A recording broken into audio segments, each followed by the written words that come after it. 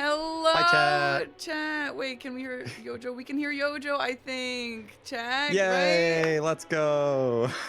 How's the audio on Yojo? How does this sound? How are we doing? What's Zero up, tech issues everyone? today. Zero tech issues, surely. Let's go. Huge. Yojo sounds like an angel. That's so classic Yojo. Oh, thank you. Amazing. Thank you so much. Well, Paid chatter. guys, welcome into the stream today. Oh my gosh, we have such an exciting stream today. So, for those of you who don't know, I have been invited to be an official caster for the English side of Forsa's Deathless Rando League. Oh my gosh, what an honor. Yay. Thank you again, Forsa.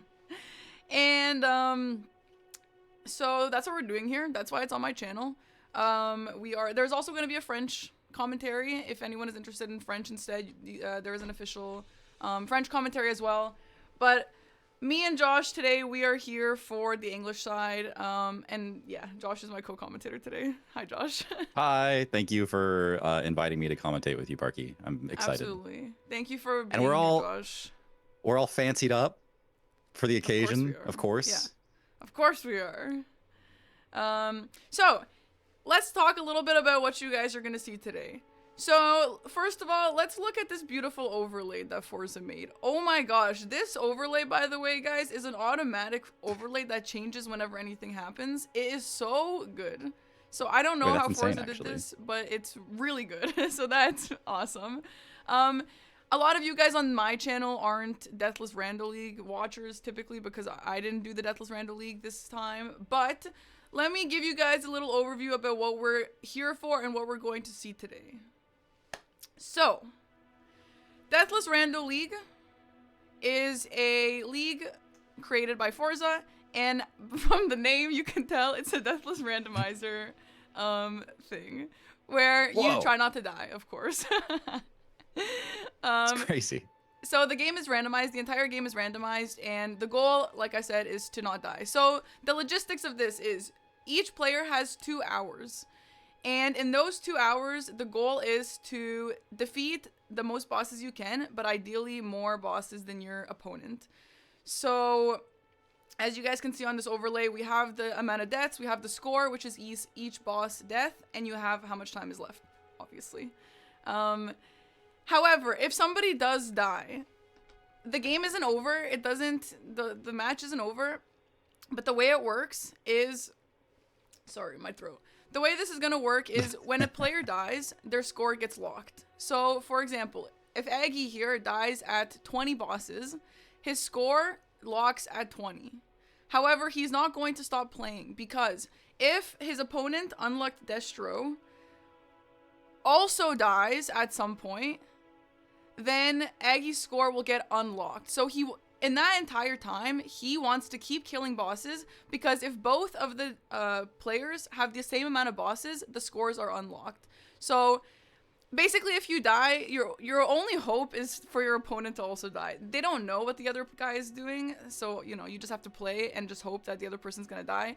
But that's the way that works. So if one person dies twice and the other person dies twice, then the scores get unlocked again, and they can, it's whoever has the most bosses at that point still.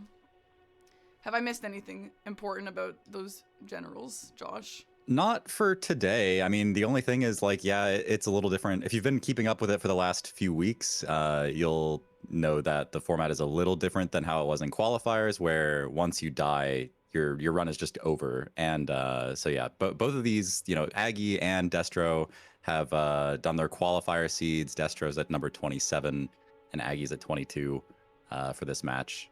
And yeah, I mean, I think you got everything, Parky. It was good. Well, we got the generals. There are some more specifics that we can get into, but that is basically what we're going to be watching today.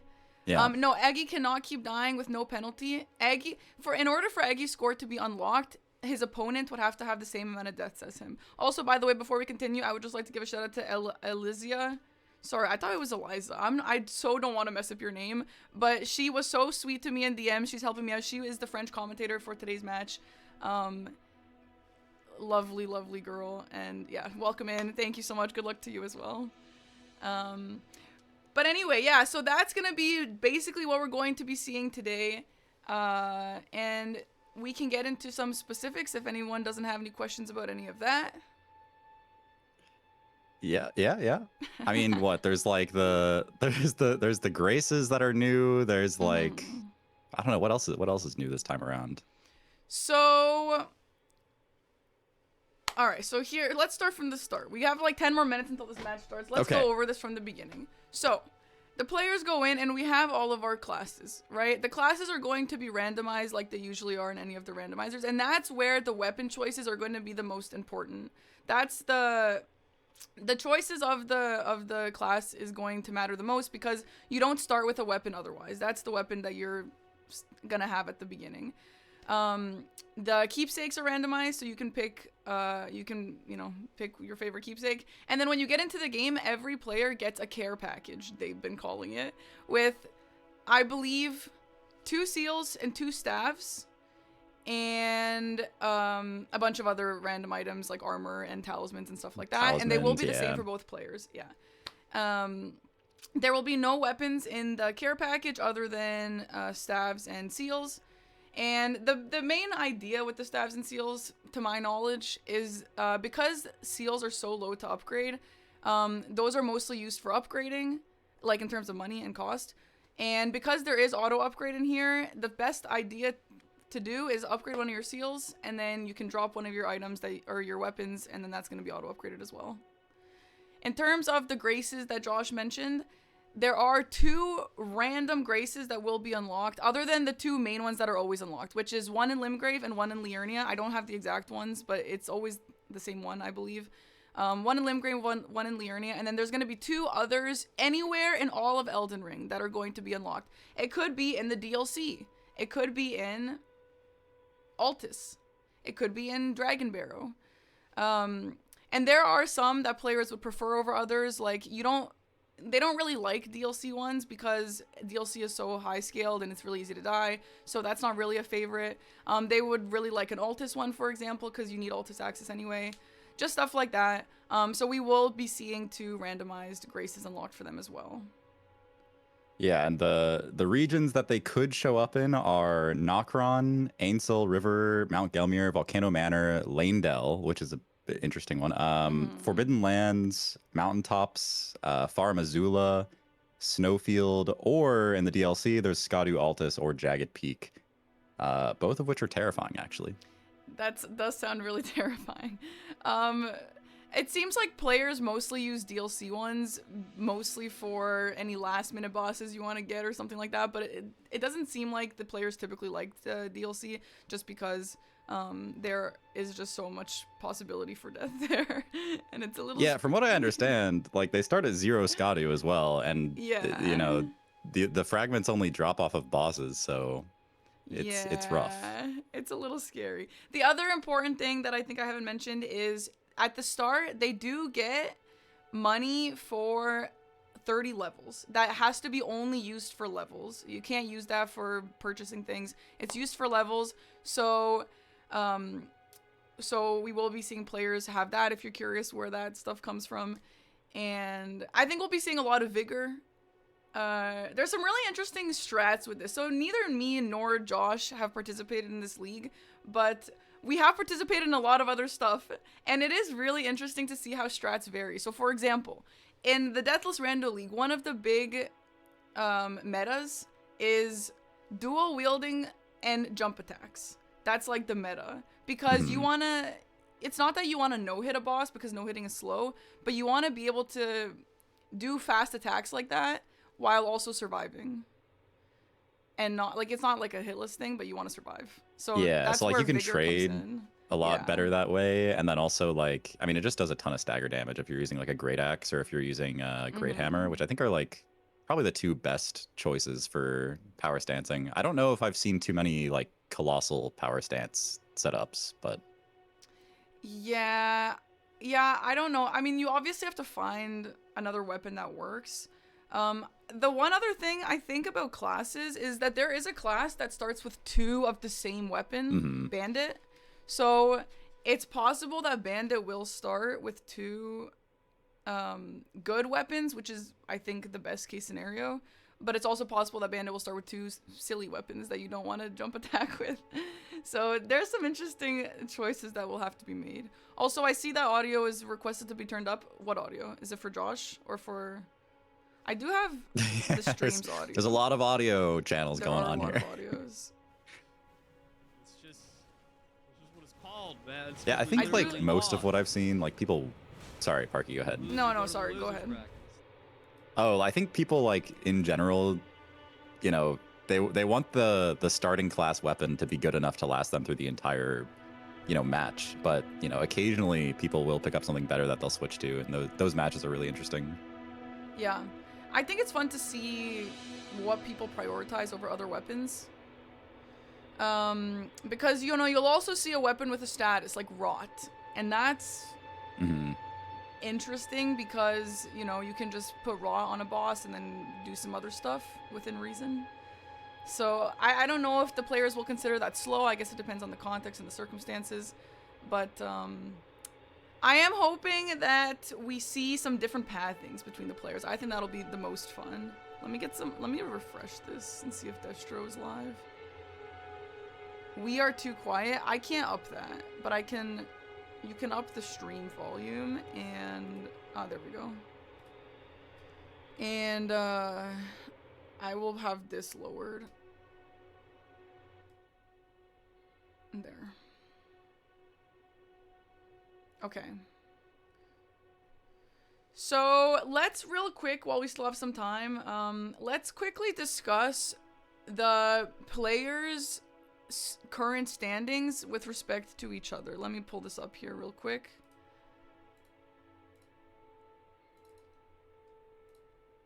So here is a list of the of all the players. This is the qualifiers leaderboard.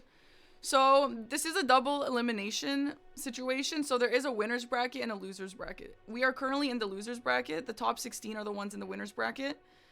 If you do want more information, you can go to drl.forza.tv and get some information.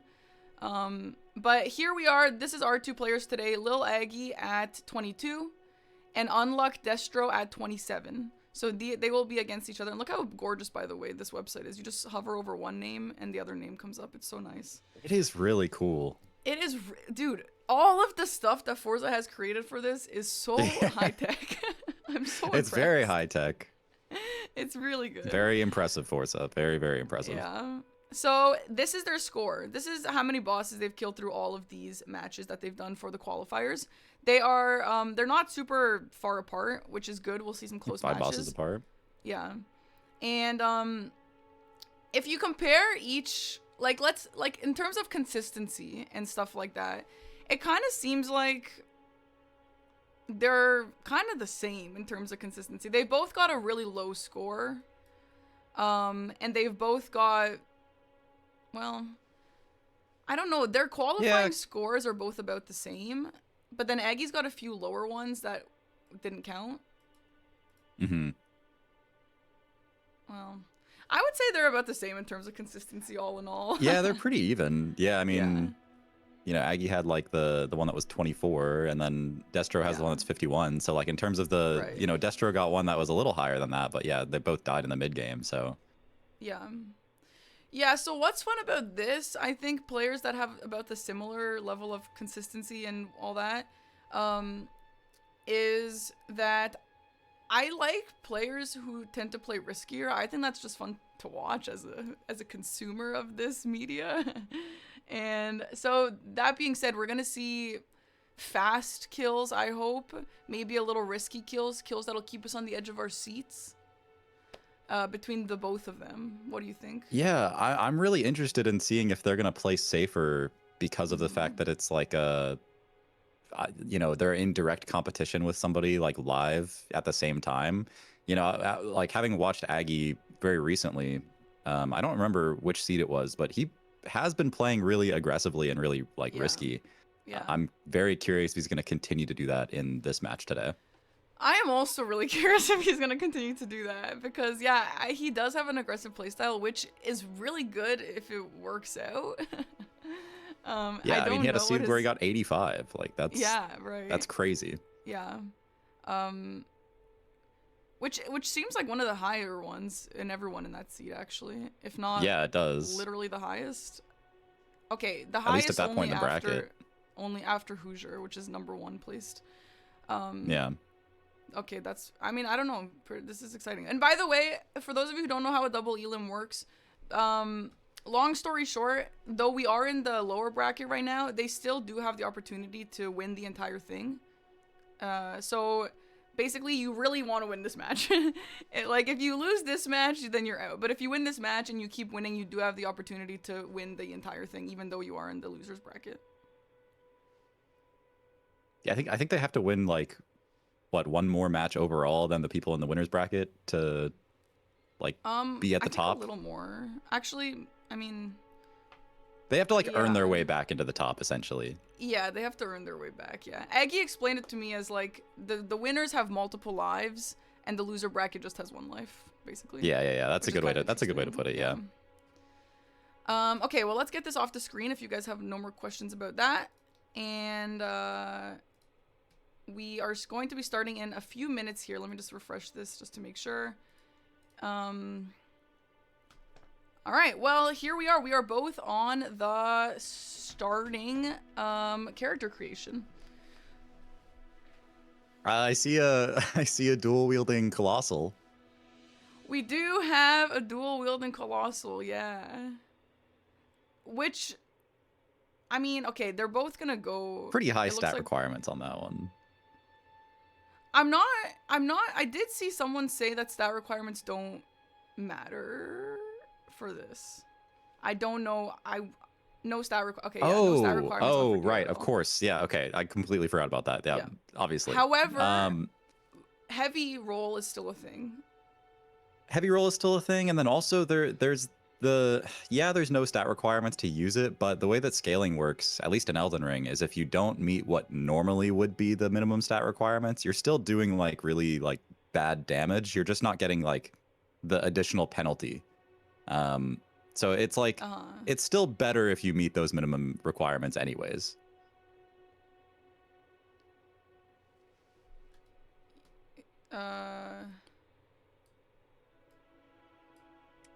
How is the Elden Ring audio chat? I can lower that if I need to. I actually had planned to have one of their streams on, but I don't know how much they plan on talking. We should probably have one of their streams on just to hear game. I don't know. Right, yeah. This is my first time doing this. I don't know what the protocol is. I know, like, you know, usually they can talk to chat, but for this, I'm pretty sure they won't be able to see chat at all. Yeah, they're not looking at chat for this. So a lot less conversational this time. Yeah, a lot less conversational. They have started. Oh, they're starting. Oh, the time has started. Amazing. Okay, maybe we're just all right. Not totally in sync here. And we're off. Look at this seamless overlay. So like I had mentioned, they do have the levels for level 30. The runes for level 30, so they can put that wherever they want to. Because I'm flustered, I didn't see where they put the levels in. I assume it is health. Yeah, some health levels. And yeah, they just immediately gun it for Soldier of Godric here. No, they just like the grace and then leave, actually. Yeah, let me refresh this. I have seen the overlay say score 37 a few times during the stuff. Let me just refresh that real quick. Oh my god, exactly in sync whistle, by the way. That was cool. There we go. All right, we're down to 0. Okay. So first thing they're going to be looking for, I imagine, is something to just... They want to get their weapons upgraded. Oh, real quick, let's talk about the fact that we have the 2 graces that we have unlocked is Farum Azula and Ainsel River.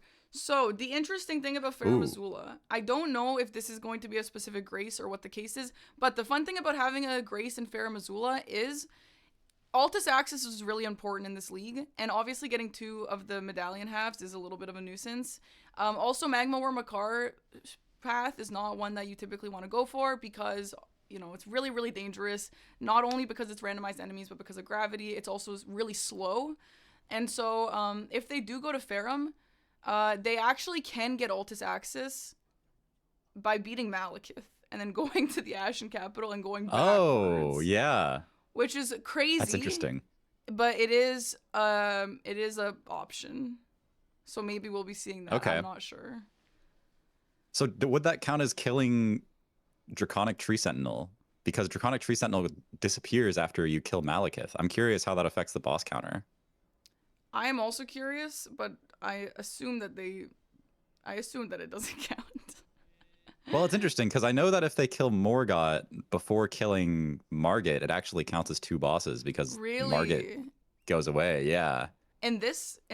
No, not in this league though. I I assume don't- it just disappears. Yeah, the chat is Okay, saying so yeah. it just doesn't account. So Yeah. Morgott does count as 2, but DTS is a different case because it doesn't actually die and give you the loot, whereas Margit does. Oh my god, that is so interesting. I didn't know Yeah. that. Cool. Okay, that's actually cool information. Well, they've both gone to the merchant and done a little yard sale action, and they're kind of taking the same line here. Yeah. Oh, a Somber 9 is really big. Yeah. So yeah, they are taking the same path. It seems like there is a common path that people tend to take at the beginning for setups and whatever else. And for checks and all that, and then maybe they'll be branching off later depending on how risky and brave they're feeling and what they got going on in their setups. Oh, another thing, I don't know if this goes without saying, but it is glitchless, so no glitches, no speedrun strats other than this stuff, which is not a glitch, obviously. Yeah, parkour is about it. Some of these graveyards can actually be like really dangerous. So like they have lots of items, which is great for going for money or for upgrade materials, but they are very scary to like navigate, I think. Aggie just kind of like only picked up a couple of them, whereas Destro is actually picking up like every item in this graveyard. Yeah, so it looks like Aggie, I mean, maybe he's just not trying to pick them all up. Maybe it hasn't been worth it in the past for him. My guess is that he saw like purple items Yeah. and he was like, nah, I'm not picking up purple items. I'm just picking up like Right. items that could be upgrades and then I'm leaving. Right. I mean, I don't know if it's been worth it to pick up everything in the past. Maybe it hasn't been for him. I'm not sure what items you'd expect from smaller ones. Maybe just small amounts of money. Yeah, and like from some other players, I have seen people trying to break the habit of picking everything up because, Yeah. you know, if every pickup takes you like even like 2 or 3 seconds over the course of 2 hours, that's going to add up to like a few minutes, and that could be another boss kill. Yeah. So it really exactly. does matter a lot. So you don't want to be picking up junk items.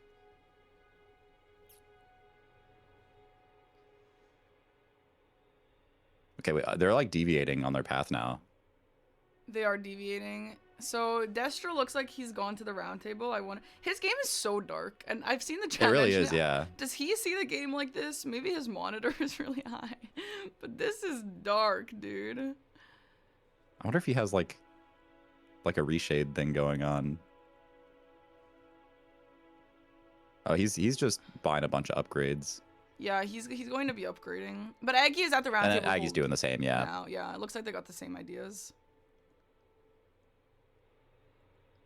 So again, there is auto upgrade. So if you upgrade one weapon, which like I've said before, you want it to be the seal because that's the lowest weight, it's the cheapest to upgrade. Everything will be upgraded that way. So yeah, they'll just like upgrade the seal, then like drop their main weapon on the ground and pick it back up, and it'll be like whatever the seal was. Yeah. Some other players like have super optimized little strats, like dropping your weapon before doing all this, and then you just pick it up again instead of having to drop it again. This is cool. It feels like, I don't know, it feels like a speed run, which is great vibes for a randomizer, I think. Okay, we do have our first boss kill over on Destro's side, who is the Onyx Lord in the place of Tree Sentinel. He is absolutely He's getting bullied. shredded. And there is our first boss kill. First boss, yo, let's go. Enemy Abatu, let's go. Amazing. So yeah, it looks like we have already deviated. He's got the first. Okay, that was an extremely quick grace grab. Yeah, I like what they did. They sped up the grace animation. So fast, yeah. Yeah.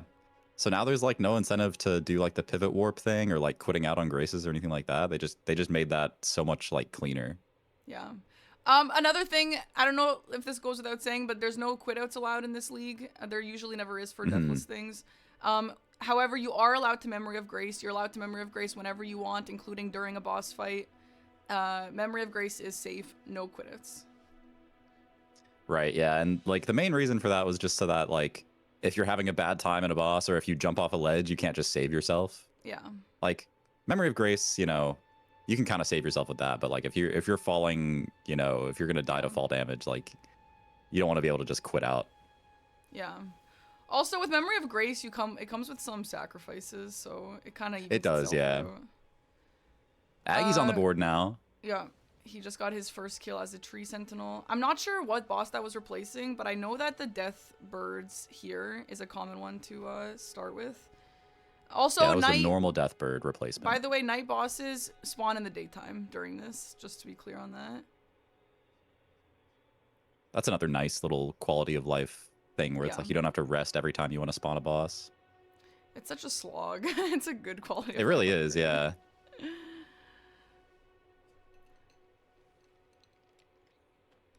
Ooh, look at that.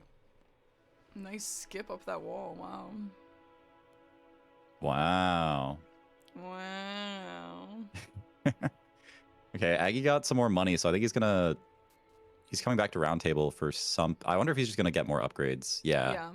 Yeah. So the big deal is with this, you know, as with many speedruns, the big idea is you just want to get as powerful as you can as early as you can. Yeah. And then, you know, once you get to that like powerful level, you kind of just want to like, you know, bust down bosses. That's it. Yeah, you just, for sure. You know, only focus on that. Yeah. I don't know what Destro's weapon is at. I mean, it's not maxed out, obviously, but... Yeah. We do have Moog, the Lord of Blood, on Destro's side, and he is not going... Is he gonna... Is he gonna... was crouch... Oh my god! Oh my gosh! I'm gonna... Oh my... That is terrifyingly close. Okay, yeah, he's gonna Memory of Grace out. Oh my god! That was so scary. Oh, that was a good Memory of Grace. That was... Wow. I think that was a fantastic Memory of Grace. That was so close. And he almost skipped phase 2, which would have been fantastic. I wonder if he lost his money from that first boss or from the first 2 bosses that he killed, though.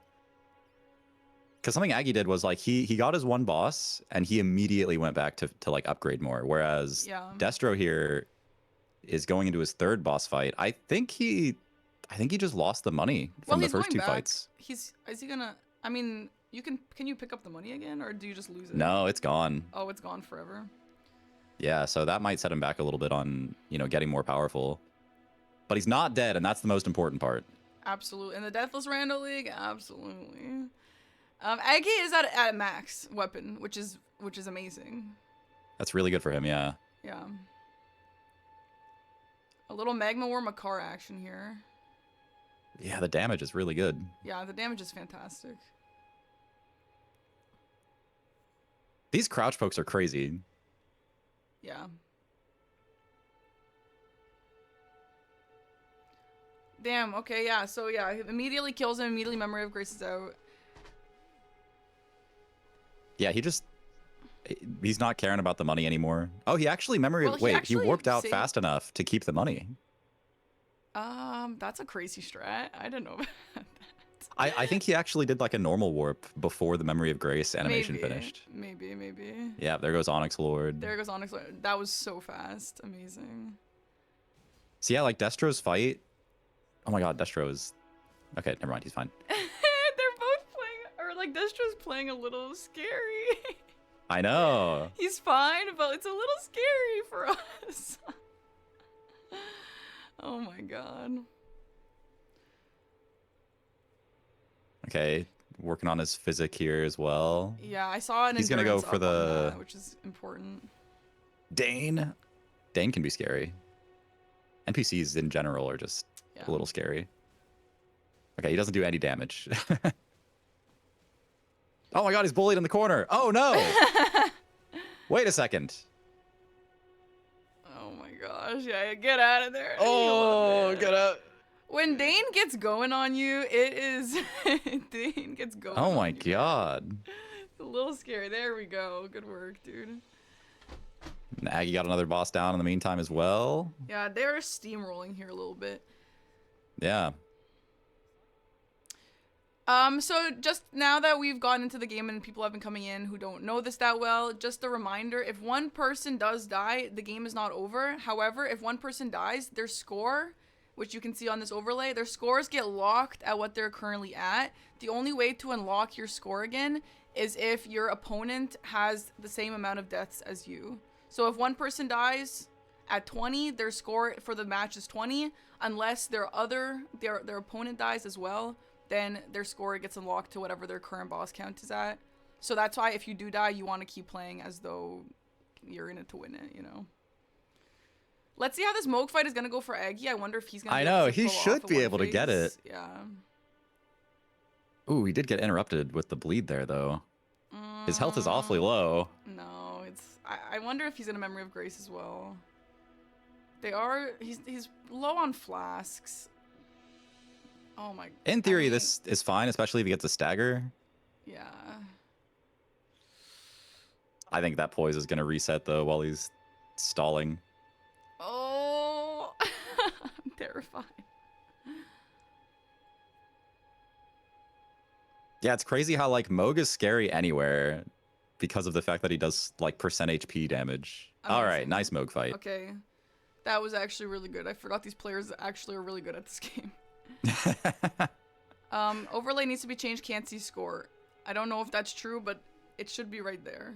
The score, chat. You're silly.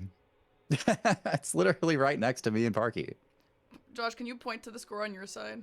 Yeah, it's is it that way? Yeah, it's there. It's yeah, there. it's that Good, way. good. It's right there. Guys, it's literally right there. Yeah, chat. Silly This chat. overlay is amazing.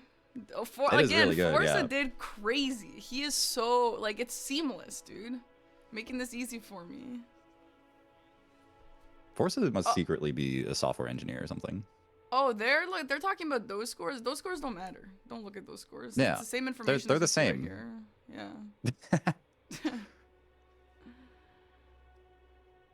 Destro is heading towards this other church. Maybe just gonna grab the grace so that he can come back to Dragon Barrow later. Yeah, so the thing with Dragon Barrow for this league is Dragon Barrow is obviously very scary. But if you do go to Dragon Barrow and there are bosses that you think you can take or that you can kill easily or whatever the case is, it's really good to go there early because obviously you get so much money out of it. Incredible scaling for that. It's risky though, but... It is risky. And it's also like, it's kind of high boss density as well. So they're like, if you go there and you do well, you're getting a lot of score, you're getting a lot of money. Like it's just good, but obviously it's a good way to die too. I believe that Destro just picked up a max stone upgrade thing, max upgrade stone at the Church of America. Aggie is already maxed out, so I don't think that's gonna be relevant to him. But yeah, I don't think Destro is. Okay, so that could be relevant. Yeah, I wonder why. I think Destro just hasn't had the money to maybe to fully upgrade yet. Since he lost that money on Moog. When he opens his inventory to see what it is. Oh, that was too fast. He's too speedy. Too speedy. All right, let's see how Aggie handles the Dane here.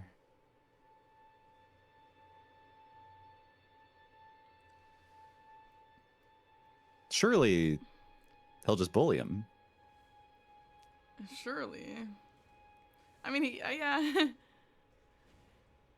There we go. Oh, he jumped. Oh no! Oh. Okay, no, he's good. He's good. Yo, if you're playing risky and you're just trying to, like we talked about earlier, this isn't a hitless boss thing. This is deathless. So you do want to be trading a lot. But that can get so scary if the boss hyper armors through something. For example, right there. I mean, he was obviously fine. But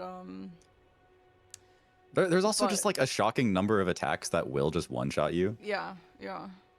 if you get like a little greedy. It's so easy to get way too greedy in this. Destro taking out a tree worm. Amazing, good work. Yeah, Ancient Dragon. We all got Ancient Dragon and PTSD with that one. Yeah. Okay, so our scores are currently 8 to 5. Aggies at 8. Destro's in 5. Destro did get on the the scoreboard here a little bit earlier than Aggie, but I think Aggie's weapon being upgraded got him to kills those bosses that Destro also had so much quicker. Again, don't know what his weapon's at yet. I mean, I assume it's gotta be pretty level at this point. I think the boss that Aggie killed, I think the big difference here that I have seen is that like when Destro has killed a boss, he's gotten like 5k runes for it, whereas the first boss that Aggie killed gave him like 60,000 runes, because I think the tree sentinel that he killed was from the DLC or something. That's the only reason I could think it gave him that much money. So he was able to just go back and like fully upgrade right away after that. Oh my god, that's an interesting point actually. Huh. Not to mention Destro had to, Memory of Grace in the Moog fight, so lost whatever money he got from those first 2 bosses. Oh, and also a remembrance. Okay, yeah. Oh, it was the remembrance as well. Okay, that makes way more sense. I just saw him sense. riding away from the tree sentinel with 60k runes, and I was like, what the heck? Yeah, that's okay. crazy. It was 17k, and so the remembrance there is a big deal for sure. Yeah. There's a lot going on. It's easy to miss things. And that's a great question. Why does it say Ainsel River and Farum Azula up at the top? It's because every single seed that these players do has 2 unlocked graces anywhere in Elden Ring, which will really change how the game goes. And in this current match, they have an unlocked grace in Ainsel River and also in Farum Azula. The Farum Azula one that they get is, let's see here. It's beside the Great Bridge, so it's after Godskin Duo. It's literally the one right before Malekith. Is it? And then the Ainsel River one. Yeah, it's the Great Bridge one. And then the Ainsel River one is Noxtella Eternal City, which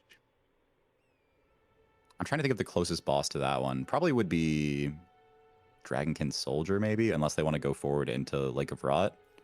Yeah. Which would also be Dragonkin Soldier, I think. Yeah. So like we had mentioned, the Farum Azula is a pretty interesting grace here because you can get Altus access via Farum Azula by beating Malekith and then going to the capital and then going backwards. I have never done that, but I know that that's what can be done with this. I wonder if they'll be doing that at all. Yeah, I think the Noxtella Grace, it's just so low boss dense. Like it's so much running to get to any boss from that Grace that they probably won't go to it. Yeah. Yeah, I don't know. We'll see what they want to do with this. Yeah, for now it seems like they're just clearing out catacombs and caves and, early game bosses. Yeah, totally. In terms of the key items, I've seen a few people ask. These are just key items for us to keep track of. It is the school key and the medallion for access to Altus, and it'll be in 2 halves. So neither of them have gotten any of those. Yeah, Altus access, super important. Academy access gets you 2 bosses and then a teleporter to another part of Liurnia, which gets you closer to other bosses too. What else does Academy give? You can't actually take the warp from Academy to Volcano Manor without dying. That is an interesting point, yeah. Yeah, key items are randomized, yeah. Amazing. Easy mimic tier. The guy's just like, I'm out of flasks. No, yeah, cool little tech that they're doing here is they have the weapon in their left hand. That way, I mean, there's multiple reasons, but one of the reasons is when they encounter Mimic Tier doesn't really know how to attack with something in its left hand. So it kind of just does nothing. Seriously? That's so interesting. Yeah, and like you know, he's got Aggie's got the seal in his right hand too, and Yeah. if the mimic tier equips that with no spells, he'll just sit there and scratch his head. Like Oh he's not very no. smart. Yeah. Damn, the poor mimic tier. Yeah, it's kind of sad, honestly. All right, Yeah, got ulcerated tree spirit Destro here for just now Aggie. getting to plus 10 on his weapon here. Yeah.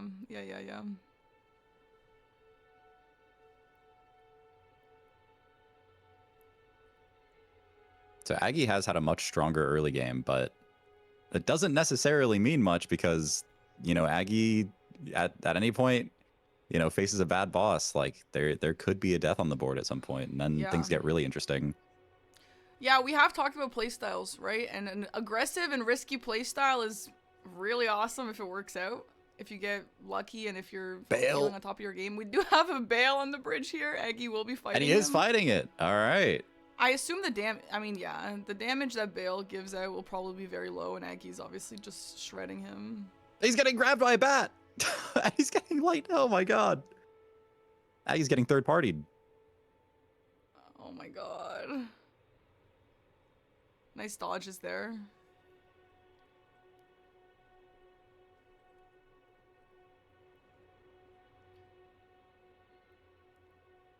Even So, if, Josh- see, this is an interesting one. Like, I would consider not fighting this just because of the fact that it's going to take a long time. Yeah, but it'll probably drop a lot of money, right? Yeah, probably. Yeah, I mean, I want to say that feels worth it, but I guess we'll see in a minute. I mean, yeah, Bill's doing like no Okay, yeah, damage he's weak as heck. Yeah. Do you know, Josh, if a bird in the wild, that poison bat we just saw, can the poison bat poison Bale? I don't know. That's a good question, actually. Not like it would really matter. I don't think poison is gonna make or break anything here, but That would be a nice little time save if it could. Might save I a do hit see or two. chat. Welcome in, guys. Do they check key items in their Hello, routes or chat. hope for the best? Yeah, I mean, what's convenient, what makes sense they would grab, yeah. Nice. Let's see how much Good money bail. that's gonna be. He stalled a little bit, but not too. 12,000 is not bad. Yeah. So the thing here, chat, again, you want to be fast, you want to be risky, you want to be trading. And something that I've seen Hoosier, who is #1 in this league currently, I believe, something that I saw him say a lot is vigor is damage. So like you want to be upgrading your vigor because, you know, you can trade, you can kill things really quickly and really riskily, and it works out for you because you don't die. So having money for levels for vigor is important. Also endurance, obviously, because you're wielding these big weapons and jumping and stuff like that is really stamina hungry. Wow, that was fast. That was very fast. And you don't want to be caught off guard by an enemy when you don't have stamina, and then especially an NPC or Yeah. something. Oh my god, it's so annoying. And so you got to be really careful of that. So important talismans could come up for that as well. Definitely.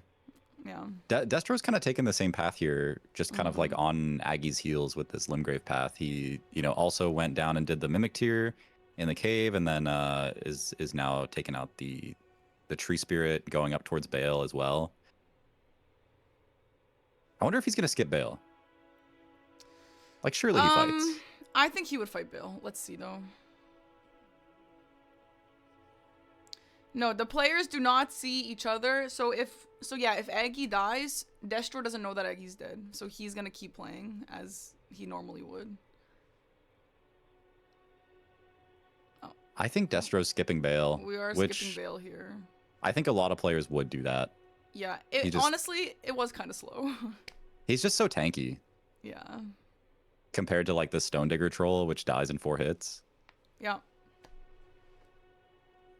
That's probably one of those things that there's no objective answer if you should be fighting him or not, but if you're feeling it or not, you know.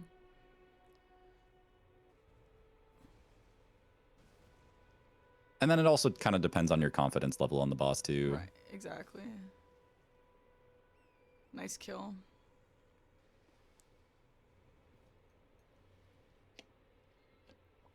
score is calculated by boss kills. Your score is just your boss kill. So yeah, I mean, it seems like they both have the same idea of just kind of clearing out Limgrave here, and then after that, I would assume maybe clearing out some more Liurnia, unless they can go to Altus, which they'll just go to Altus right away if they can. They did have, I think the difference here, LilAggy does have 4 more bosses than Destro. I think the difference here is that LilAggy, because they have been taking a mostly similar path, LilAggy did get lucky on that Tree Sentinel and that Meta Remembrance, so he was able to level his weapon much faster and level his stats much faster, which got him a little bit quicker kills. And like that Moog kill, for example, he was able to finish him off. It looks like Destro is going back to the Moog kill. Is this the This is the Stone Digger Troll one. The Moog was the Crucible Knight one, and I believe Destro just ended up skipping that one entirely, just like he skipped Bale. So Destro skipping 2 bosses that LilAggy chose to kill, and also LilAggy is a little bit ahead on just his damage as well. So nice, very fast. That was a good Radagon kill. Another remembrance from that.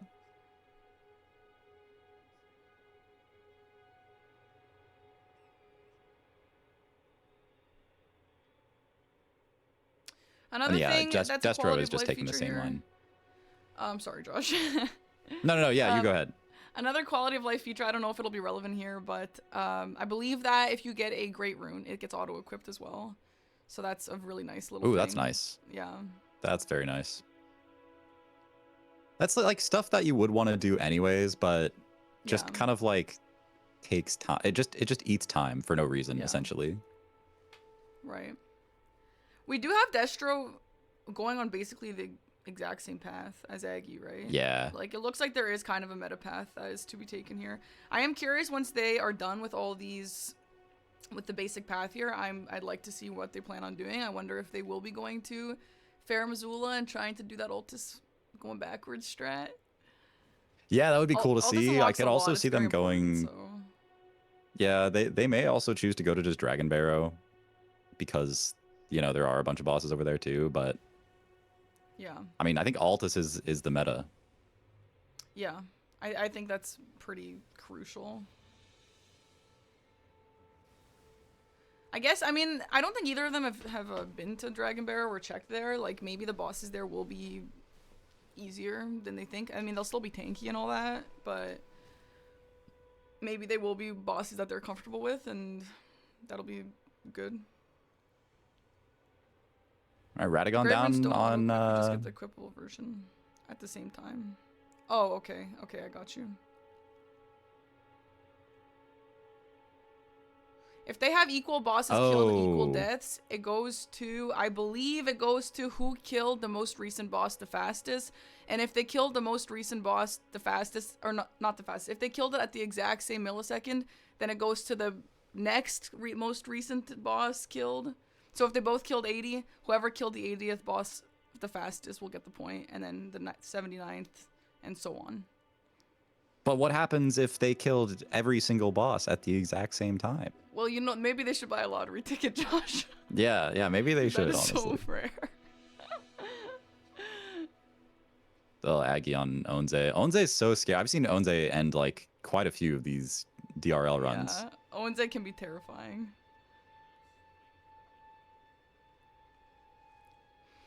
Yeah, there is somewhere to see the bracket. Let me get the website here. I don't have a command for it. Sorry, guys. I didn't think about that. But I'll have that for next time.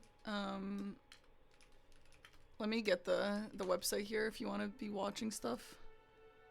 It's an amazing website. Everyone's name links to their Twitch. It's super easy to look at everything. There you go. That's the website. You can see the qualifiers. You can see the matches. You can see the commentators. You can see what's currently happening. You can see all the rules, the seeds, etc. Shout out to Forsa. Yeah, Chris, that's lovely. That's good. Thank you for that. I gotta say, I'm pretty impressed by the avatar staff here. It's kind of doing work.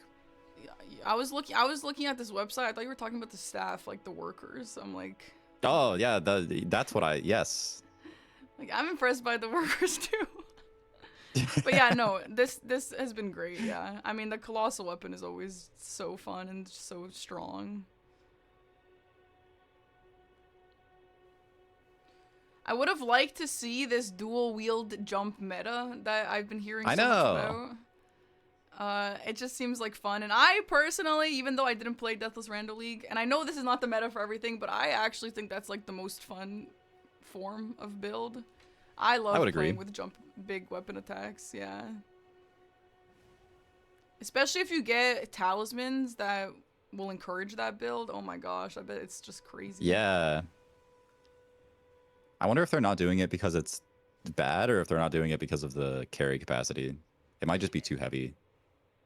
It might be too heavy, yeah.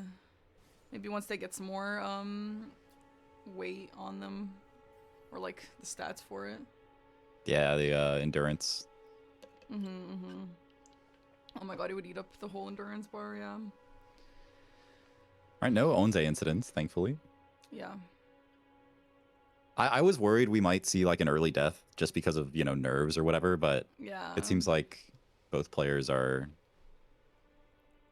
playing pretty well. They know what they're doing. They're professionals at this point. Look at that horse. Just Why is he standing killing the around. horse? Don't kill the horse, Aggie. No caster curse. Don't say caster no. curse. No, no. Do not. No caster curse. Oh, I would feel so bad. It's never happened before. Don't worry. Caster curse isn't real. Yeah.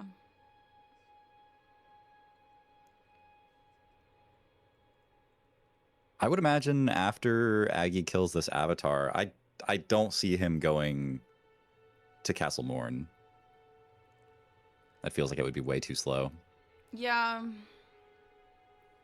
I don't know. I don't.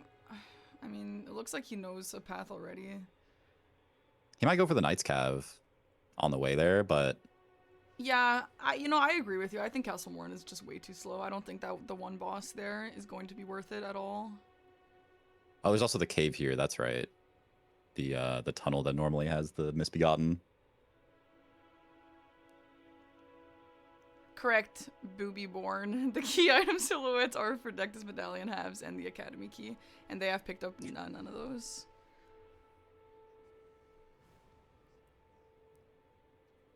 And those can just drop off of like any boss, right? What can drop from any boss? Oh, those The things. No, I believe. I mean, medallion yes. halves. Yeah, any boss. Yeah.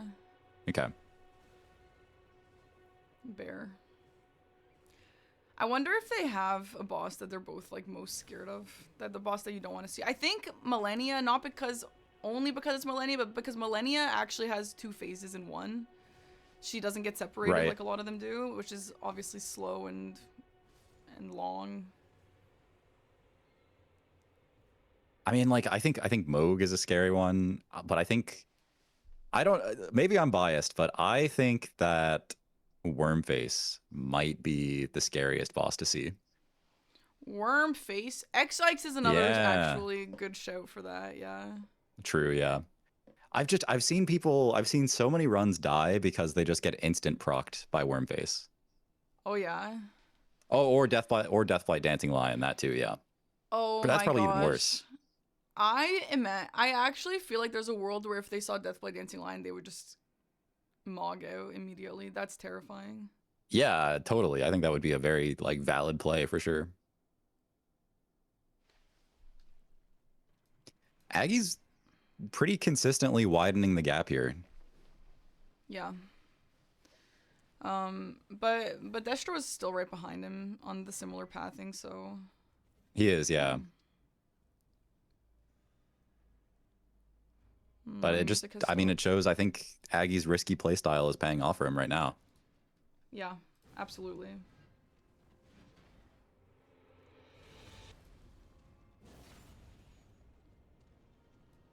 But there's so many little like micro optimizations that we can see in like a lot of these combats. You'll see them like not take ripostes because it's slower, or like Yes. not backstab because it's slower. They'll just go for big bonk instead. I think those that sort of stuff is so fascinating.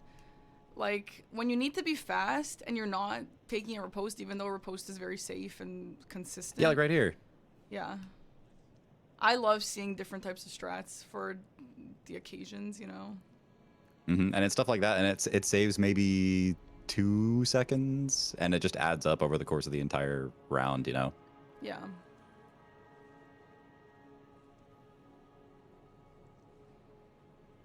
So, I mean, yeah, here we have Destro at this putrid avatar that Aggie had killed earlier. So, I mean, they're not taking the exact same path, but they're kind of taking... Like, they're kind of doing similar bosses, just in a little bit of a different order. Yeah, and like Destro, I think, took an extra trip to a merchant as well. Another NPC boss on Aggie's side here. Esger. Great boss. Really amazing boss. I really dislike Esger, but I dislike most NPC bosses, as I think we all do. Yeah, I don't think there's any good NPC boss. Oh my gosh, yeah, these jumps, I mean, I know that they're not gonna die, but the jumps down to the spirit springs are terrifying. Yeah, they are. It just feels like they could go wrong so easily. Dude, yeah. I feel like And I this saw game one be where, doing that. like, somebody, like, landed on a fence next to the spirit spring, and they died. Oh my gosh. Oh, That's cliff parkour horrible. as well is really scary.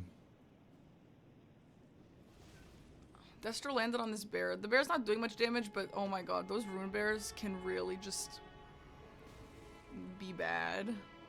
Yeah, like, especially right next to, like, an elevator shaft or something where they could just knock you into it. The cool thing about this league is even if one person is ahead, like, one death could just totally change everything. Yeah, like, you know, like Parky mentioned earlier, if you know, Aggie might be ahead right now, but if he were to die at 22, his score would be locked at 22 until you know, the end of the match or until Destro died. Yeah.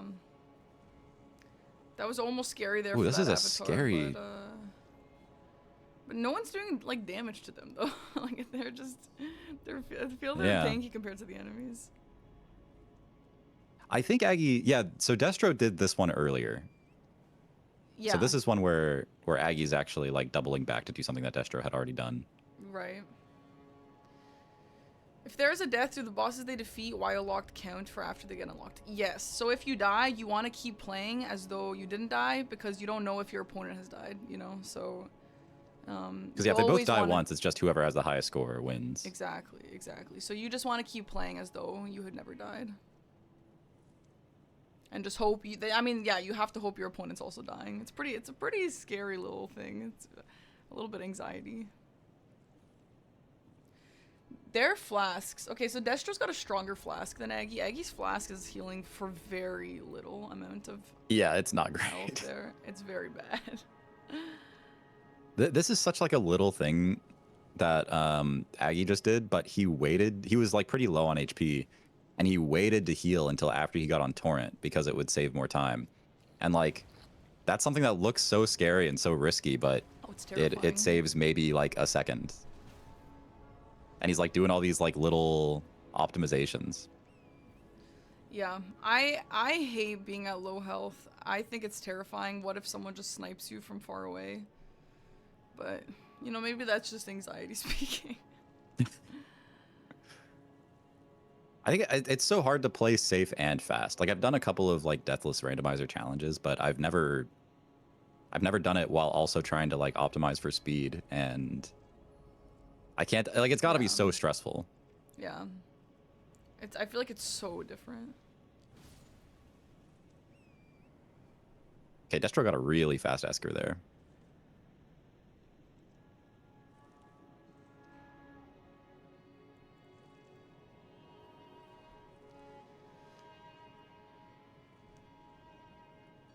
Yeah, so yeah, the players know their own score. What you see on the screen here, this is what the players see. They see the score, they see the deaths, they see the timer, but they don't see the opponents. That's the main thing. And they're not reading chat. There's no spoilers. That's part of the fun. Ooh, what great rune is that? That Destro got. Is that Radon's?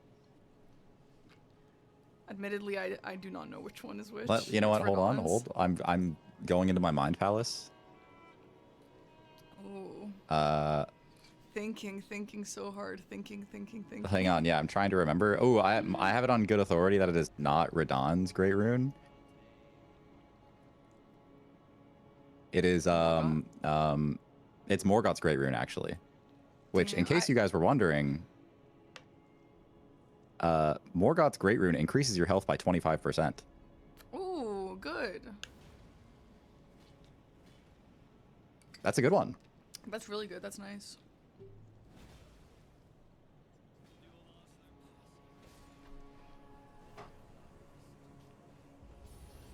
Yeah, if the players have the same number of deaths, it's not at the time of death, it's at the end. So like it's as if they have 0 deaths and they're just whoever has the most deaths by the end. However, if one person has 2 deaths and one person has 1 death, the person with 2 is going to lose. They have to have equal amount of deaths for the score to matter like that. Okay, so now Aggie is doing stuff that Destro did earlier, like this running section over towards the third church.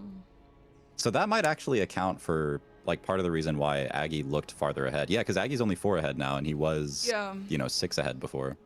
Yeah, and there's another sacred tier that for Aggie there. Yeah, so that'll help a lot. Yeah, I think this will even out the score actually a little bit here. Yeah, Destro definitely catching up a bit.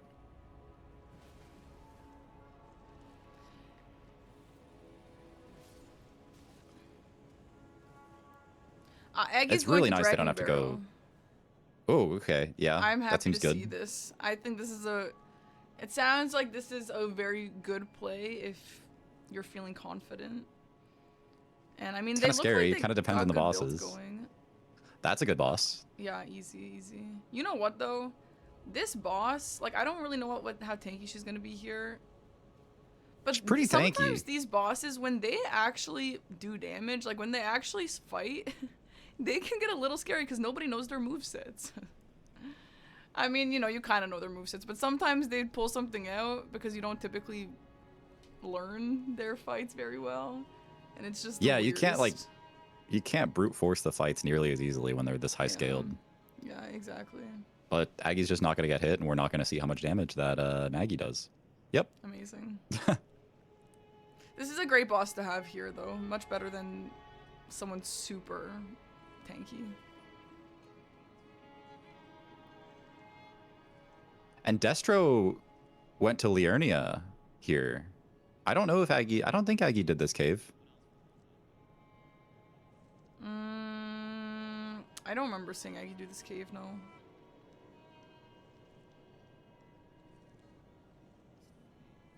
Ooh, is this Ymir?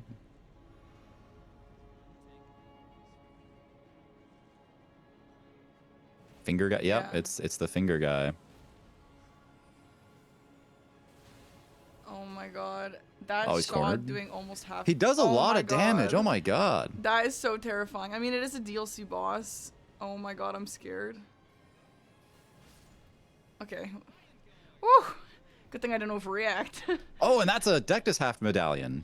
Ah, it is a Dectus half medallion. Very nice. Very Yo. nice. Wow, that's a good get. That's huge for Destro. Yo, yeah, getting both Dectus half medallions while your opponent doesn't know about that seems like a crazy situation to be in. And Aggie's leaving Dragon Barrow.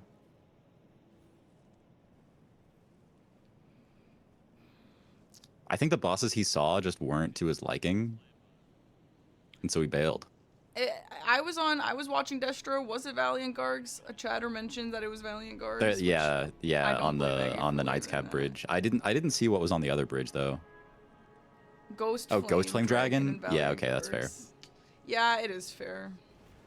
Yeah, so people don't tend to like Mega Makar. It's slow, and it's also, you got a lot of potential gravity deaths, and also with how many enemies are there, they're randomized.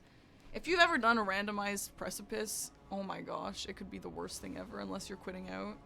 So it just doesn't seem like it's worth it in the grand scheme of things, but if they have to, they will. I've also like with this with that Ghost Flame Dragon, I have seen some really bad memes on that fight Yeah. where like they'll kill it and hitboxes will come out after the boss dies that you like can't see. Oh my god, that's horrifying. Also, I did just want to confirm this before I said it, but it looks like it is confirmed. A few people have asked why their times are different. It's because it's in-game time, and so it doesn't. The timer pauses during their loading screens. And that just makes it a little more fair for like if they have different PCs. You know, if one person loads faster than the other, you don't want them getting an advantage. Right.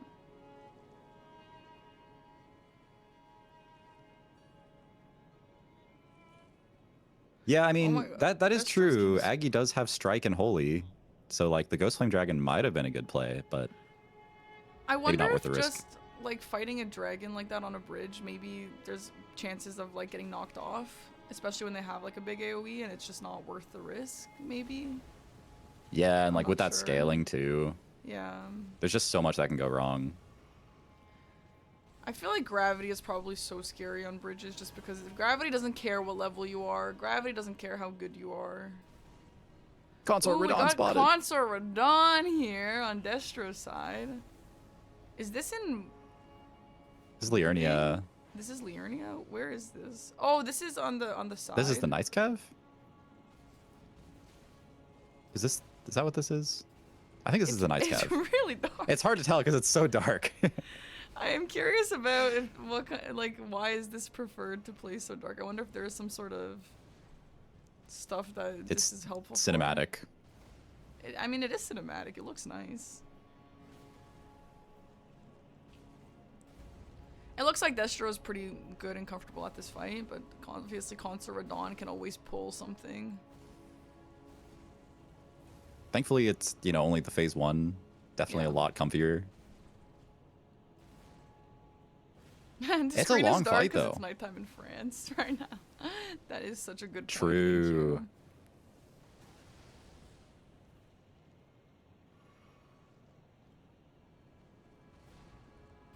Yeah, I'm surprised that Destro opted for Radon, but not for the Bale earlier. Yeah, maybe he's just more comfortable. Honestly, maybe like you know, sometimes you just don't like a boss. You just don't want to fight. Yeah, it. It's totally. That's uncomfortable. super fair. I'm not sure if that's what the case is here, but if it was, I wouldn't be shocked. Or maybe he just wasn't Ooh, sure how Electo. tanky Bale would be because he can tend to be, obviously. Yeah, plus like he's kind of surrounded by a bunch of enemies as well. Mm-hmm.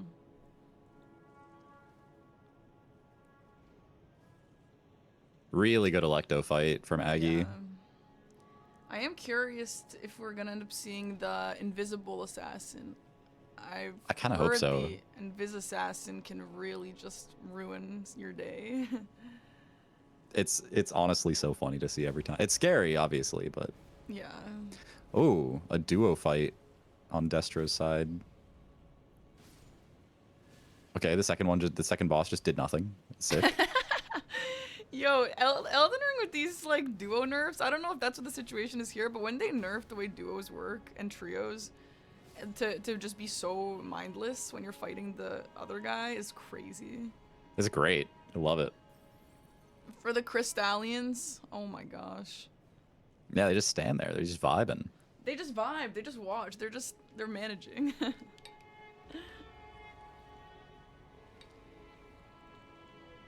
Okay, Aggie Nice did Mariah take the fight. riposte there. Yeah. I mean, I wonder if sometimes if you're just in front of the head, maybe it's just better. Yeah. Speaking of Crystallians, Avatar staff should just melt this.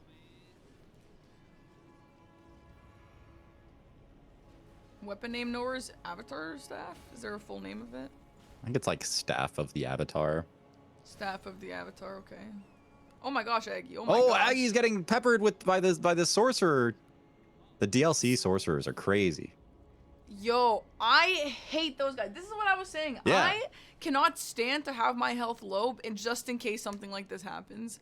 Those guys are horrible if it's who I'm thinking it is. Yeah, the infinite range magic that'll like pop out of the ground underneath your feet. horrible, horrible, horrible. It's pretty sick. The DLC's got a lot of real, Oh yeah. you know. Not to mention the what are they called? The aging untouchables. Yeah, those guys are awesome. All right, really good at duel fight. Yeah, that was great.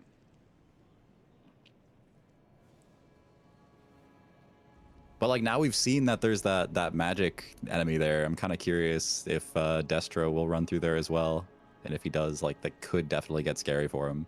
Oh gosh. It's so scary. Like, it just, anything like that where it has the potential to just kill you, like, instantly. Oh my god, it's horrible. Aggie just bought the Hugaka, Yo. the Dragon Hunter's Grey Katana. It's like one of the best weapons in the game. That's a great weapon. I'm sure he'll use that if he sees dragons, for sure. I don't know if he'll... I kind of expected him to switch to it right away, honestly. Yeah, that's a good point. I feel like it's just better, right? Maybe his stats aren't... Maybe he doesn't have dexterity. Yeah, maybe. Or maybe he just saw God of War and just wanted to get him out of the way. Auto upgrade is on, yeah. Yeah, that's a weapon that Eggy's very familiar with, especially with his bingo experience and all that. Yeah.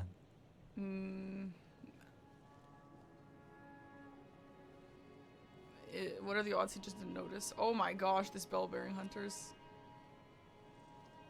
I mean, he bought it from the shop. I'm sure he noticed. But yeah, I don't know. Yeah, yeah.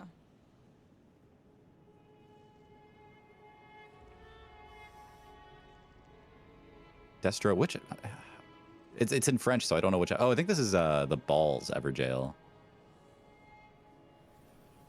But he's still going through Liurnia. 30 to 27.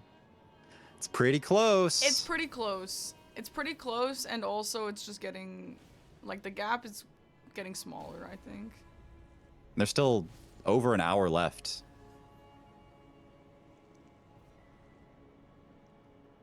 Just yeah, like when just now approaching the halfway mark.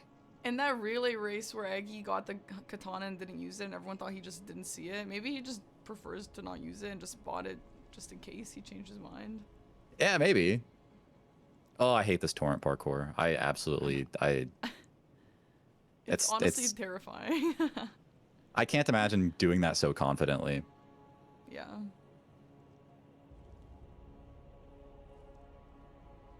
Seen too many torrent deaths. I don't believe Eggy's done all these bosses that Destro has done here. Eggy opted for Kaled and a little bit of Dragon Barrow instead. And I don't think he ever went up here. Josh, I don't know if you can confirm. I saw him run in this direction earlier. Let me see what boss this is. Maybe it'll jog my memory. I think he did fight this one. Really? They fought Magmor Makar in a different cave, but I don't remember seeing this. Oh, maybe it's that one, yeah. Yeah, I don't think so, but yeah, it's kind of a lot to keep track of. I don't maybe. Hi Banjo, thank you. Welcome in, dude. Oh my gosh, Banjo? Banjo, my wow, goat. thank you. Aggie's eyeballing the katana. I think maybe he's looking at damage values. Yeah, maybe. I mean, in this fight, the staff is just better for sure. Yeah, They're both weaker to totally. strike damage. It's pretty fun though to have two really great weapons to pick from for when you want a strike weapon. Yeah, that's super and nice. For when you want a bleed weapon or whatever.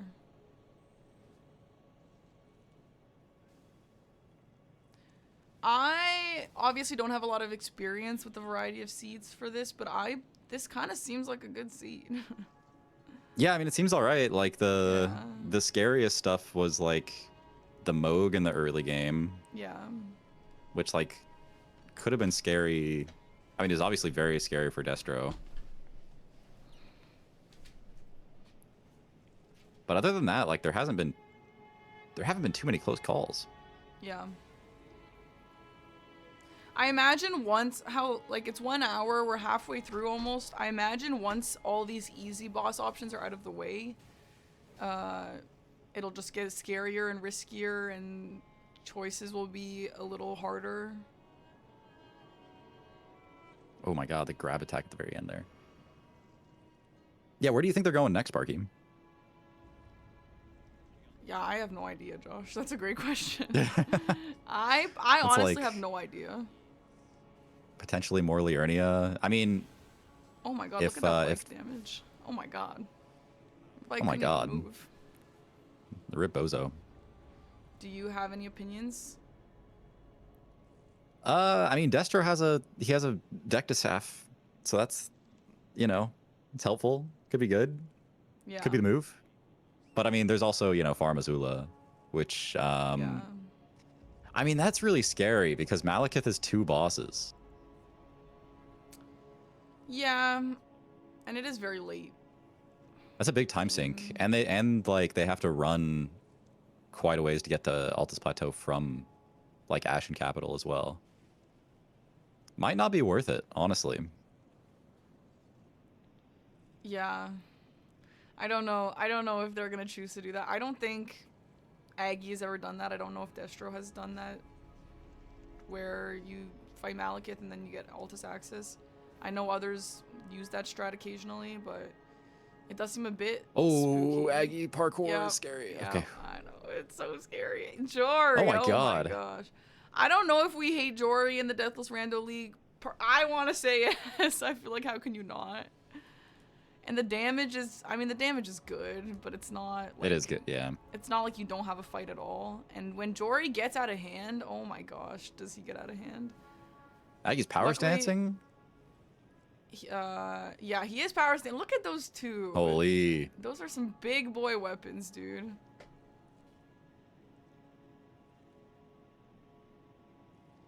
Some good bonk.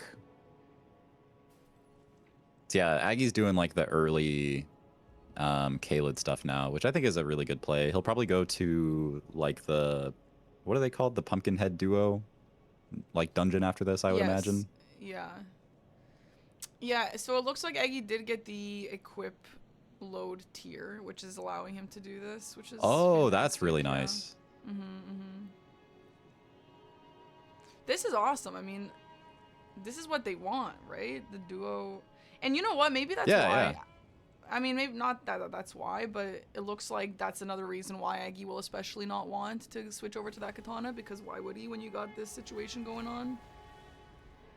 Uh-oh. Not the frenzy. Yeah, that, and he's got the strength helmet as well, so he's got a little, I mean, he could just invest in this for the entire match. I don't know, maybe he could switch to the katana when his like tier runs out if he can't refill it. The score works just one boss equals 1 point. The left medallion was obtained from an NPC in that one cave. Do you remember exactly which one it was, Josh? I'm trying to think what it was. Oh, it was the Bloodhound cave in Liurnia. Which I do not believe Aggie has not done that yet. He has not done that. That's such a crazy random guy to have the key item deck this have. Yeah. And it's kind of a slow, like it's a relatively slow cave to get through. There's like a couple of jumps you can do to get through it faster, but they're like, you know, parkour is always a little risky. Yeah, right. When Destro went there, I was kind of thinking, like, I feel like I wouldn't have expected that to be a worth it cave to put some time into. It obviously was. Yeah, it massively paid off. Oh my god, there's no way Destro I can't see the boss at all on Destro's screen. He's definitely got a light monitor or something. No, chat, for those asking, no, I cannot. This is his stream. Like, I can't brighten it. This is how he plays. And he might as well be fighting the invisible assassin. Power to him. You know, he can play how he wants to, but I personally don't understand.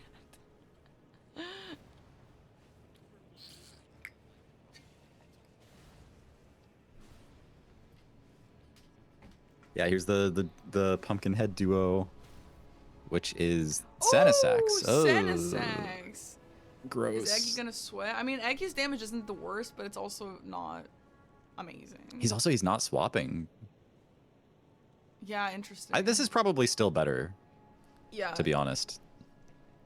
I mean, we see him doing that ever so talked about meta, the jumping dual. Yeah, jump L1s, go crazy. The jump L1 with the dual colossal is king apparently here, and you know what? It looks like it. I believe it. Yeah, like you can see him. That He's was literally crazy. just tanking through like attacks, like Yeah, again and again.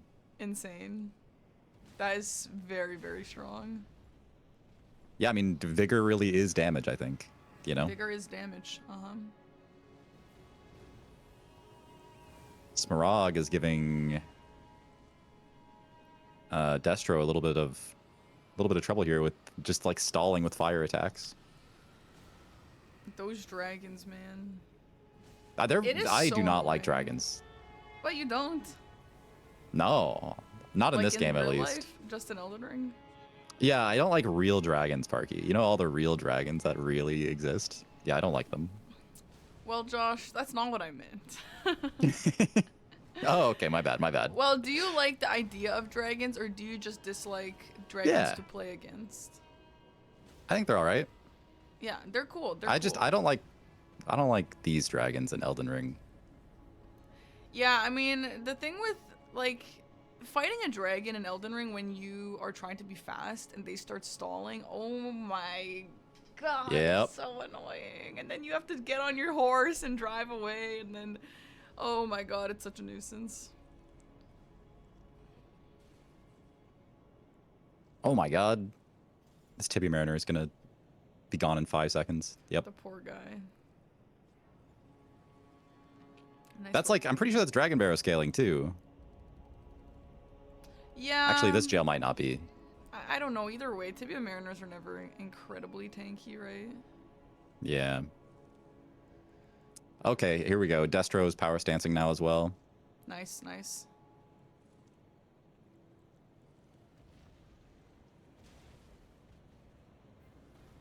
And yeah, he's doing these magic bosses that Aggie has already finished.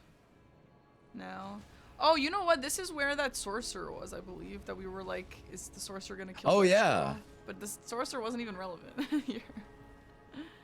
Yeah, I It's- think it's he took a tighter nighttime. line. Maybe the night matters. Oh yeah, maybe so. You could be Yeah, right. yeah, yeah. I wonder if Wait, he nighttime plays might a be meta. night- Yeah, I wonder if he plays a night specifically for that reason. Because we did that in bingo, and it actually matters a lot. It does. The thing is, it's really dark in this game.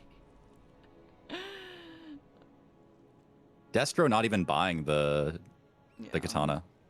Yeah, I mean, at this point, he's dual wielding. I don't think he feels like it's necessary.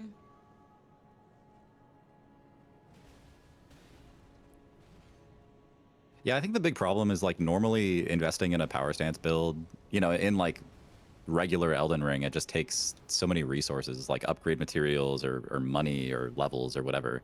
But they don't have to worry about any of that in this because of the format. It's really nice. Oh yeah. I feel like that's so nice. It just makes everything so much faster, so much simpler. Better to watch, better to play.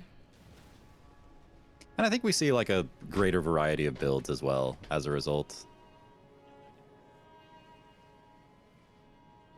Obviously in this match we're seeing the exact same build on both sides, but you know.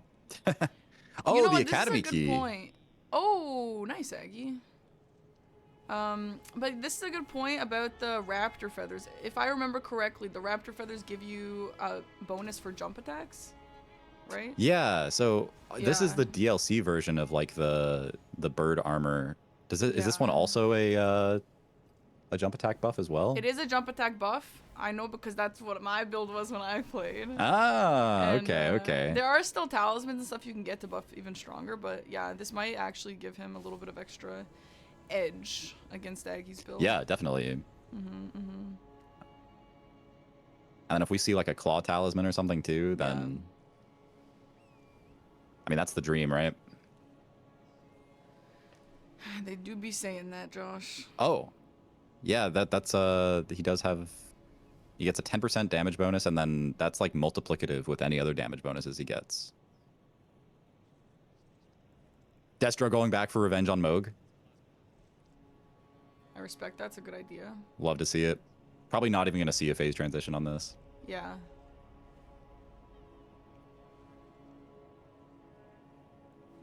The gap is shrinking. The gap is, it's all. I mean, Destro is almost caught up in points. Yeah. Yeah, keep in mind at one point, Destro was 6 bosses behind. Yeah. Yeah, it looks like their routing differences are really. Oh my god, the damage. Like Aggie, yeah, wow. Oh my god. Aggie was. It did look like Aggie's pathing helped him a lot earlier, but yeah, I mean at this point, it has mostly evened out. So now Aggie is coming up here to this Everjail. Afterwards, he'll probably go into that cave and get that Dectus medallion half. Yeah. Unless he just chooses to go to Academy. I don't really feel like Academy is the most, like, time-efficient thing to do. Yeah, but it is bosses if they need extras. Totally, it is an option if you need. Definitely better to have than not have.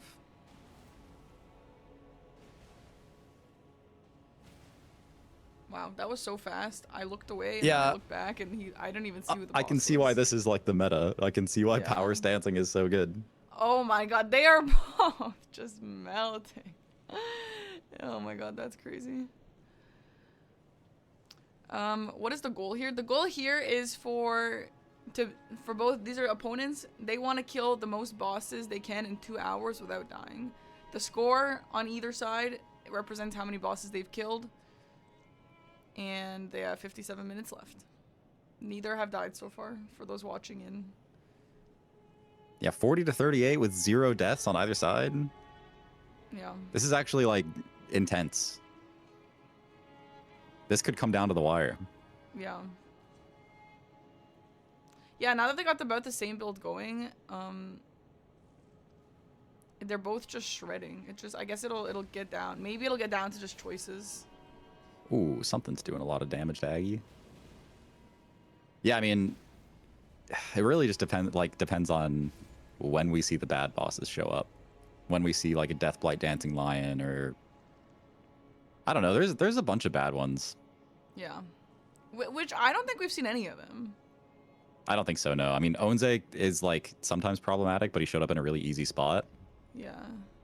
Same with like, you know, Consort Radon. I will say there are some projectile enemies that can be kind of scary. Yeah. Oh my god, Lamenter. Oh, I want to see Lamenter just out of curiosity, but I also don't want to wish that upon these players. Yeah, for real.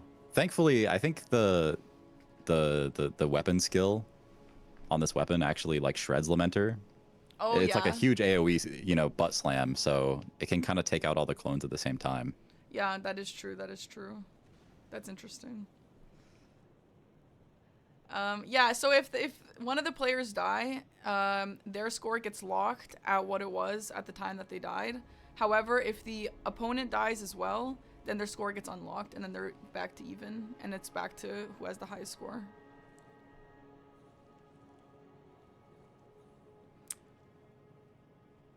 Okay, he's dropping some of his weapons. Nice. Angel and Ferrum do not give bonus points. The reason why that's on the board is because you get 2 unlocked graces per seed, and those are the locations of the unlocked graces. The players have not been there yet. It's not their priority at the moment. There are some graces that are like insanely useful to get. Those 2 are not. Yeah. Well, those will probably be used as like a last resort. Yeah, probably when they start needing stuff. Again, Fair Missoula is access to Altus, which just sounds insane to me, but it's the truth. You know what? Is Aggie right here? Is this where... Yes, yeah. The pickup was. This is where the Dectus half was. And Aggie is not... Is he... There he is. Okay, so this is where the Dectus medallion was. So he will also be getting that half. If you're leading 41-38 and your opponent dies, do you continue playing? Yes. The players do not know what's happening to their opponents. The players will both play until 2 hours. They have no idea. what's going on the other side. You want to always keep playing no matter what happens to you. No, if one person dies, Oh, there's the other person does Dectus not half. know. Oh my gosh, where was that? That's huge. That was I don't know where we are. this, It's too dark. yeah, like Liurnia boss. It's stormy, I- it's foggy. We're in Silent Hill. I don't... Yeah, literally Silent Hill. It looks like... I turned Elden Ring into a Oh, it's on the way game. to... This is, that's normally a Knight's Cav on the way to... It's right next to Bellum Church. Okay. So it actually... He got it in a really convenient spot because he was right next to the Dectus lift anyways. Yeah, wow. That's an incredible spot for that to show up. So, you know, that actually kind of puts Destro at like a pretty big advantage here now. Yeah, 100%, yeah. That said, Aggie is going through the Liurnia bosses now. He will probably go through that same area very soon.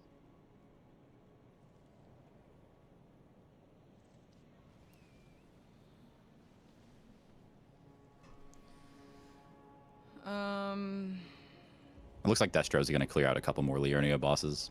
Yeah, understandable. Is getting to Altus first an advantage? I mean...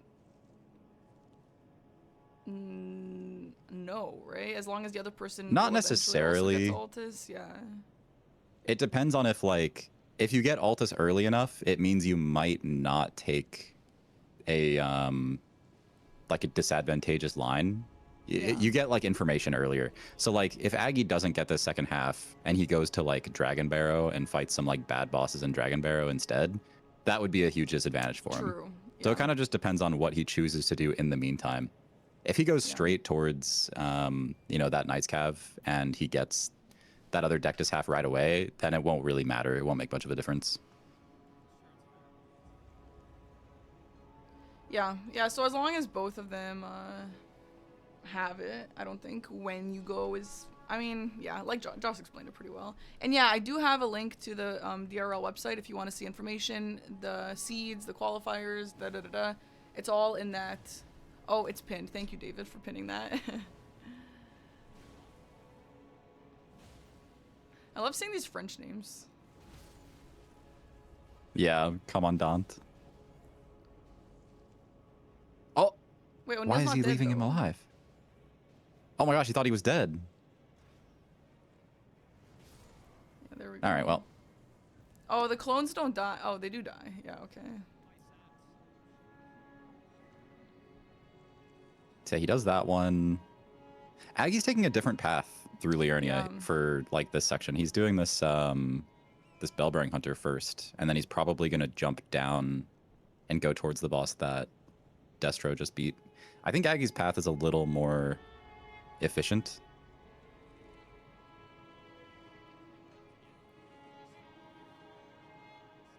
Is Aggie trying to spawn this boss here?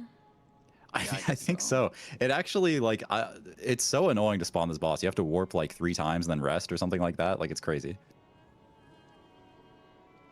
Yeah, it's yeah, this boss. So yeah, he talked, he warped, he talked, he warped, and there's the boss.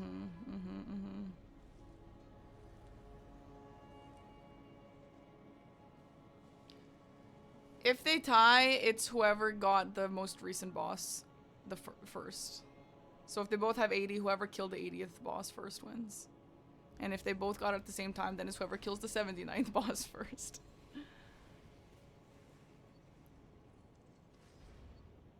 Oh, okay, I can see why Destro went this way, because there was that boss, and then there's 2 more bosses in this catacomb here.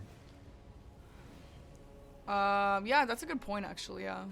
A very efficient catacomb. Oh my god, the torrent parkour. Every single time, I swear, I like flinch. Yeah, it's honestly terrifying. By the way, Fibs, thank you so much for 5 gifted subs. Also, I did see a few other gifted subs and others non-gifted subs, regular subs come in earlier. I really appreciate that, guys. Thank you for the support. Let's go.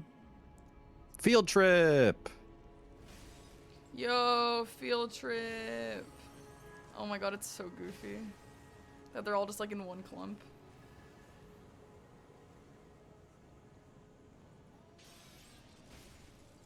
Ooh, the damage is like not Yeah, it's not. I was amazing. thinking the same thing. I mean, I think he'll still one cycle it. But Okay, yeah, it's enough. Okay, good. yeah, yeah. I was also expecting her to be a little squishier. So yeah, Aggie did take a much different path to get to Commander O'Neill. He did not go from the Deathless Lift. Which I don't actually know which path is more efficient. I said Aggie's was more efficient because he gets one more boss out of the line that he took. Because he did the what do you call it? The Bell-bearing Hunter spot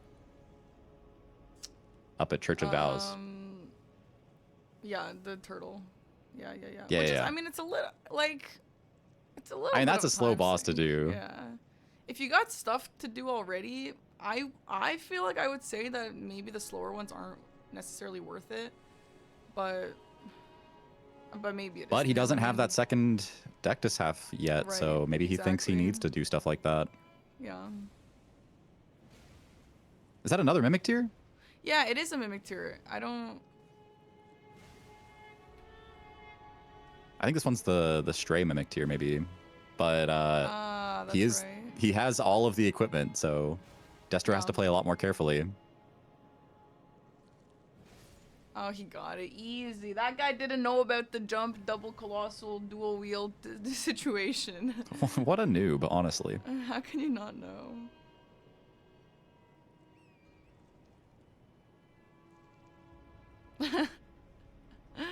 Oh my god, the chatters in my chat who are normally Ooh. here are getting sniped by the catacomb emote.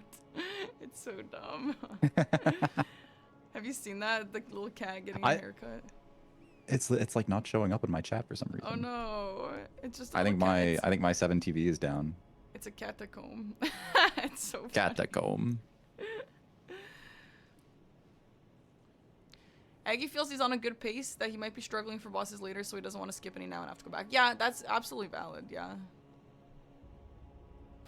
Right, that's the other thing, right? You don't want to waste time going back. Hey, field trip again. Yo, we got Destro in the daytime. Finally, we can see. Yo, we can see. And he is an Altus now. His game is A lot so of saturated, good it boss looks density like here. this could do Altus to me. Yeah, right? He's got like some high contrast filter going on here. Mm-hmm. Okay, Aggie managed to get the one cycle there even without power stancing, so Yeah. it's good. Didn't lose any time compared to Destro. Or good, you know, I say good. I'm good for him. No caster bias here. No caster bias. Isn't this a conflict of interests? Anyway, we do have Destro in Altus right now, which Aggie doesn't yet have access to. So I wonder, I mean, I wonder if that's that'll scary. become a huge issue.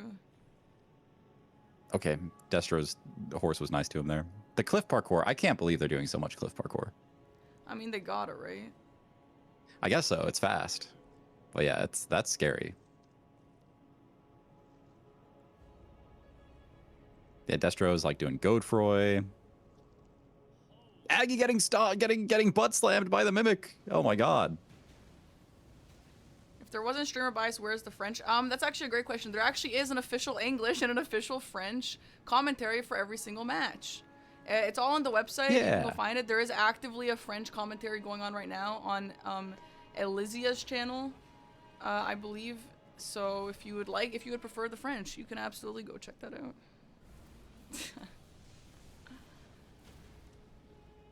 French. French. Okay, there is a dancing lion on screen, but I believe that is just the normie one.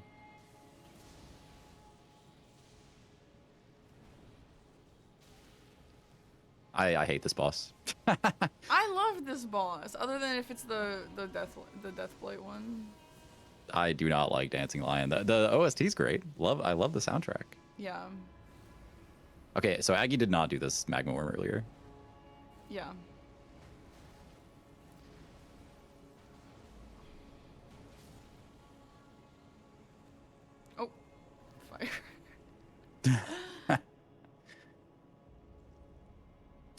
No stamina?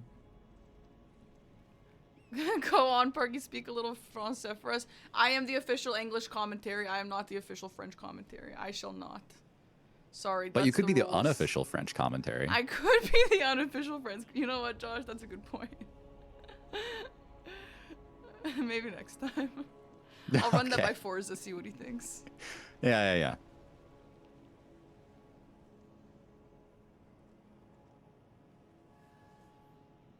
Okay, thankfully Aggie's not going for the risky cliff parkour from the avatar down to this catacomb. I'd be losing it if he went for that. I feel like Aggie's the type to go for all the risky things. I'm actually surprised that he I know. didn't.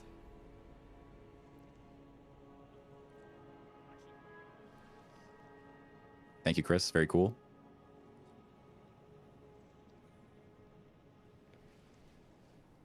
Destro, yeah, 46 to 49. I mean, the gap is small, and Destro is getting a lot of these Altus bosses down. Yeah, he is shredding through these Altus bosses. I think that I don't know. I'm curious if Aggie will be able to find the last one, if he'll be going down that route. Yeah, I mean, he has the Academy key, so he could take a pretty like efficient line to where that Knight's Cav spawn is. If he plans on killing that one. I would assume he does. Yeah. But like my guess is as you know, Aggie wraps up his Liurnia and has to do more like running sections, my guess is this gap is going to close. Yeah. For a little bit at least. I mean, it's a small gap. Like, it's 2 at this point. Yeah. We may even see Destro pull ahead a little bit.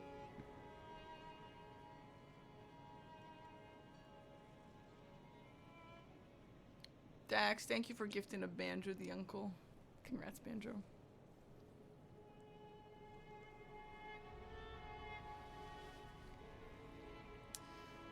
So I wonder at what point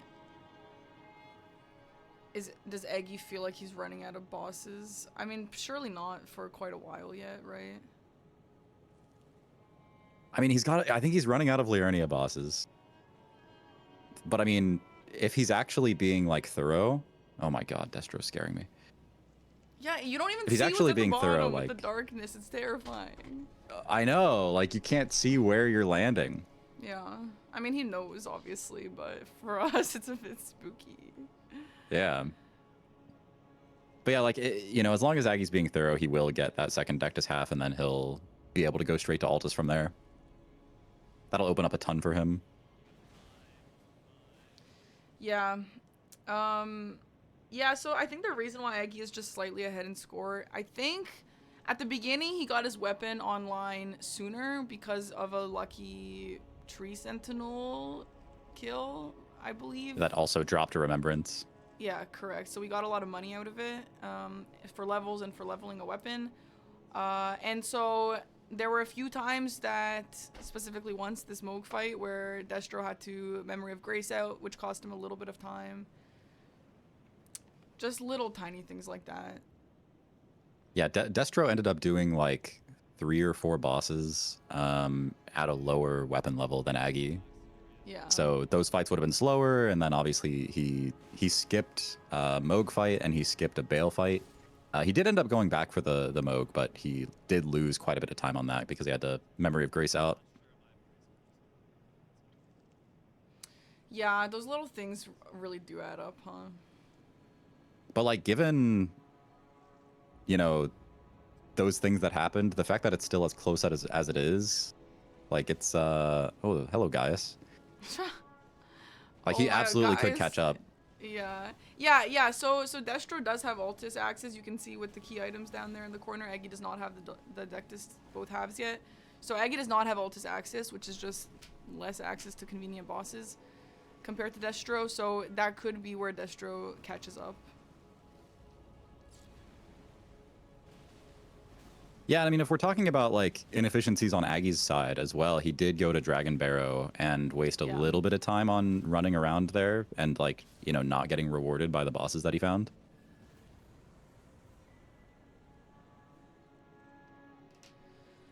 Oh my gosh. Some of these kills are just so scary. Yeah, it's like they're playing so greedy for, you know, a Yeah. deathless challenge. But They you are have to because both- it's a race. Yeah, they both seem like they're very aggressive players, which is really cool to see. But it's spooky. This is what I was mentioning earlier, the death bird, the night death bird, right? That Yeah, that one's the death right bird. It's an easy one. Yeah. So Aggie's cleaning up Liurnia here. Well, yeah. Yeah, so he's going past EG and like past Karia Manor. I think it would have been it might have been a little more efficient for him to just go through the academy gates instead, because he does have that key. Yeah. But he may go into Karia Manor. I don't know. He's gonna do the he's gonna do the Royal underground guy Revenant. here. Yeah. That makes sense, yeah. So there is another boss going this way. You know what? We haven't seen a Royal Revenant, have we? I don't think so. I wonder if Royal Revenant is the one that they just do not want to see.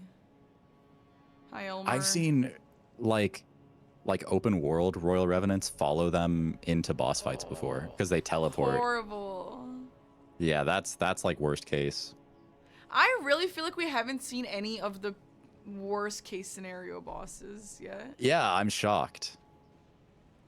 It seems like it's been a really nice seed in terms of all that. Yeah, sometimes like your first boss is just like, you know, Lamenter, and it's like, okay, well, L. Yeah. Do you know if there was any like vetting of the seeds before? I actually don't know, but I have been curious every single day, and every day I mean to ask Aggie that, and I've forgotten every time, but I am curious. If any of the chat knows, if anyone checks out the seeds first. Aggie's going back for Dragon Barrow. Oh, his damage is... Oh, God, that's a lot. That's not good for him. He's going to be losing time compared to Destro here. Aggie just says, this is scary, man. Yeah, it sure is.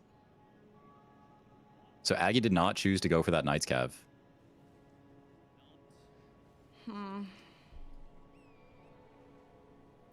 If he doesn't, that's going to be really bad news for him long term.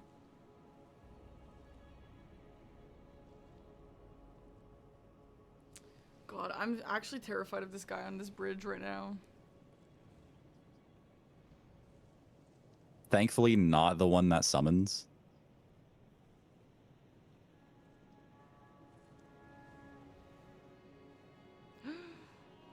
Oh, these fire hitboxes are oh my god, that was close. Oh.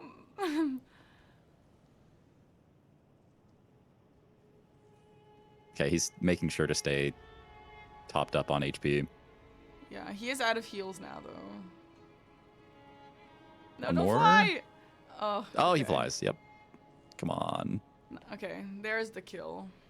It's good. Oh my god. Terrifying. That's a scary one. Oh, Hoosier said yesterday seeds are randomized and not vetted. Okay. Good Okay. to know. So if it's a bad one, it's just a bad one. Good luck, have fun. But like you compare how long that fight took to over on Destro's screen, like he just four-shot this avatar. Yeah. Yeah.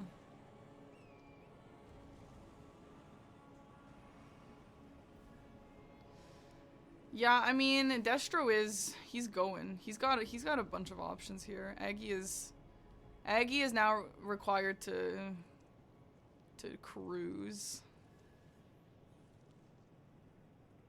So yeah, Dectus right half was on what normally is a Knight's Cav is spawning in northern Liurnia. And Aggie has not been there yet. Yeah, that's why Aggie is here doing these bosses, because he missed that one. So like at this point, you know, we talked about how like Aggie was not was not really at a disadvantage before, but now that Aggie is doing, you know, less efficient bosses, I would say he is sort of like losing his advantage that he had. Yeah. It's not reflected in the boss score yet, but it might be, you know, in another 10-15 minutes. God, I really feel like this game is, because of these differences that they've been doing, and Aggie is ahead, but Destro has the medallion and all that. Like, I feel like it's gonna end so close. I know, it really does feel like it's gonna, I mean, it's gonna come down to the wire. We're at 35 minutes left. So there's not a ton of time. Yeah. Yeah. I mean, Aggie is getting a decent amount of bosses here, but they just feel a little slow. Yeah, and like Just that's gonna because of slow how tanky down. They are, yeah.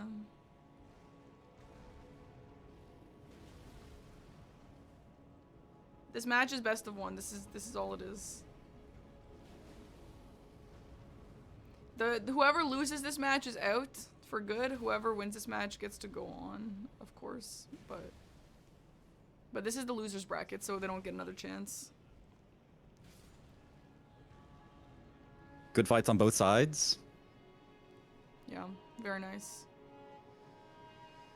If Aggie goes back for Okay. Gargs, like, it's gonna be trouble. He's going back to Weeping now. Yeah, he's What is he doing in Weeping?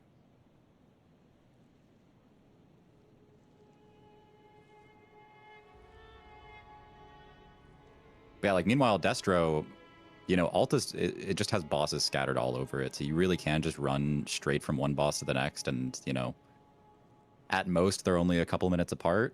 Sometimes they're only, like, 10, 15 seconds apart.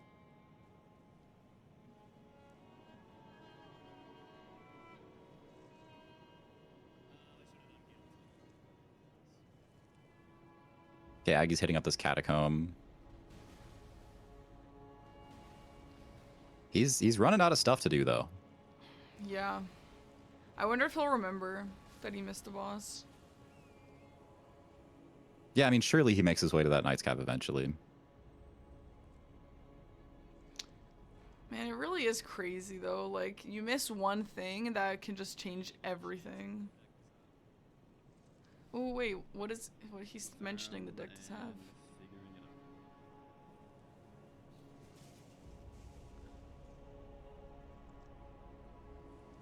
I think he mentioned Ferrum. We might be seeing Eggy go to Ferrum. That would be wild, actually. That would not be... That'd be a much less efficient way than Destro took. No, streamers are not reading chat. They're not getting help. They don't know anything. This is just them. That's why they're not really talking much. Like, I've had Destro up this whole time. I don't think he said one word. I don't even know if he has a mic. He's locked in. He's locked in. I mean, Yeah, they this both cave are. looks sick with his insanely dark screen, though, I will say. Maybe it's for the immersion. Destro doesn't use a mic. Honestly, Okay, fair enough. I respect it. Yeah. Hey, whatever works for him. Oh my god. Oh, Nice, goodbye, Clean nice Rot Knight. kill.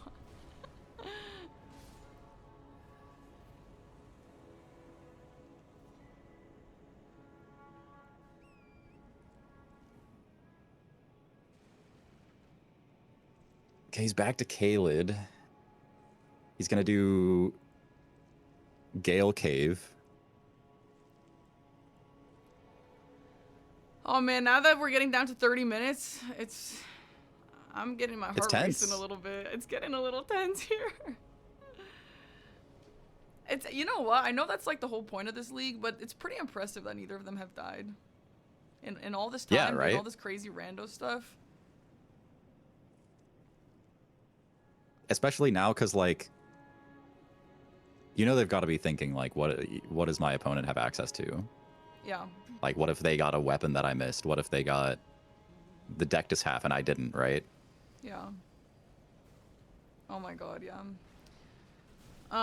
In terms of key items, I've seen a few people ask this. You don't get bonus points for key items or anything. This is just to help us as viewers keep track of what they've gotten so that we know if they can progress or anything like that. So it doesn't really matter if they get both. They don't need to use it. They can use it, etc. Destro is going through, like, this is like the scary part of Altus. I've seen some situations happen in this little area before DTS. Yeah. There's, like, I skip at the heel. 3 bosses, including Draconic Tree Sentinel. No, Yeah, Deathless don't think. I mean, Didn't see it. do you guys like carrying Aggie? Do you want me to leave this, or do you want me to keep it? Okay. Yeah, he's going through the academy. And we're going to Ferrum. Okay, he's talking about the Go. nice cap replacement. Okay, he's going for it. Yeah, he'll get it. Nice. And then he said they're going to Ferrum. Okay. So Aggie probably lost a little bit of time just from going to the Dragon Barrow stuff, like the Ghost Flame Dragon probably lost him a little bit of time. Yeah. But overall, I don't think he's lost that much. I think he's fine. Yeah. It was still boss kills and all that. Like it's not like it was totally useless or anything. Yeah. And I think maybe if they were even scoring beforehand, maybe that would have cost him, but he was already ahead, so I think that it didn't hurt him or anything like that. It also kind of makes you wonder if, like, oh my god, oh, Destro getting hit with the fire breath from Agil, and Agil is so highly scaled here that it almost just 2-tapped him. Oh, no way! Dude, There's Aggie. Yeah. Getting the deck to half. This is very good for him. Holy shit. Yeah, bro was happy.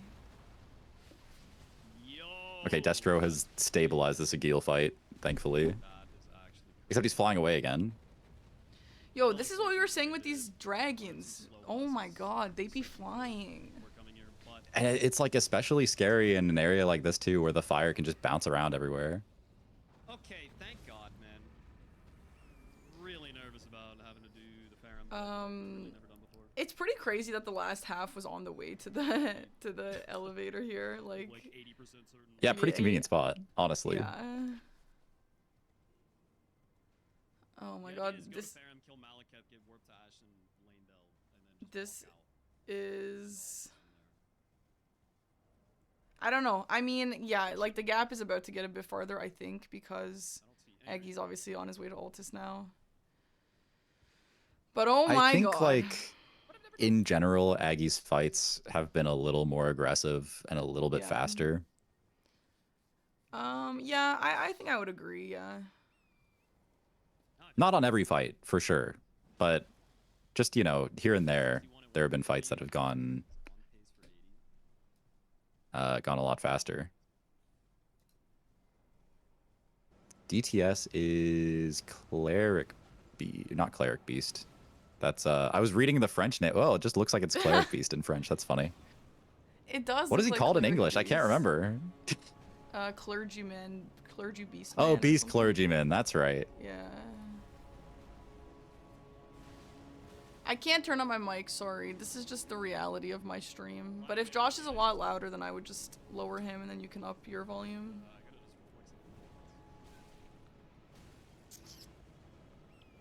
Garanka's a crazy name. Yeah.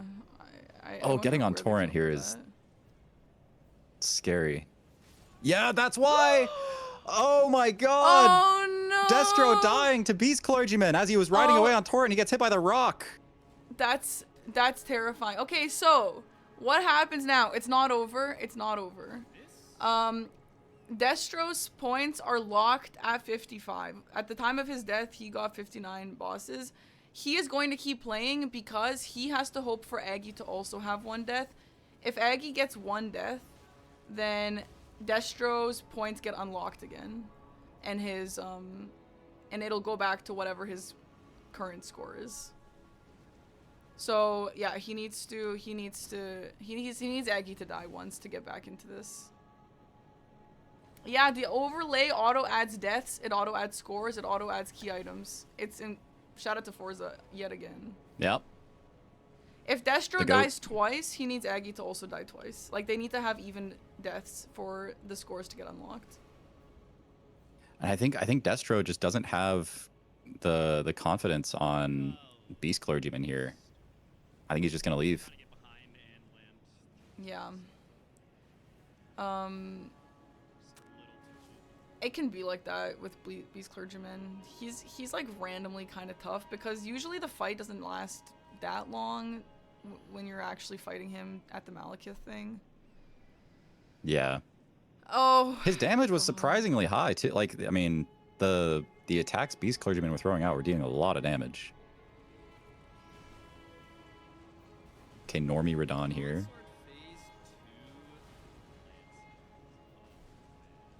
Consort phase 2 is Aggie going Oh, to be attempting? wow.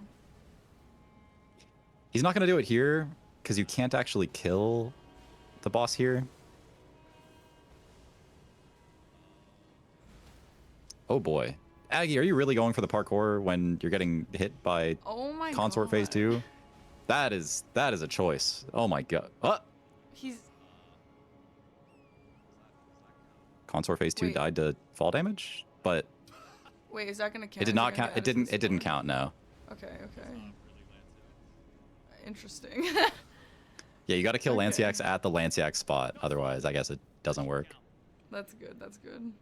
That would be crazy if that counted. Oh my god, this is insane. That would be insanely good luck. God.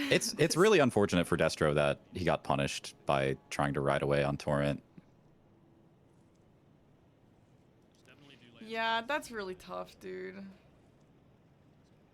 Destro died to Garronk in the Draconic Tree Sentinel spot. But he's got those rock projectiles, so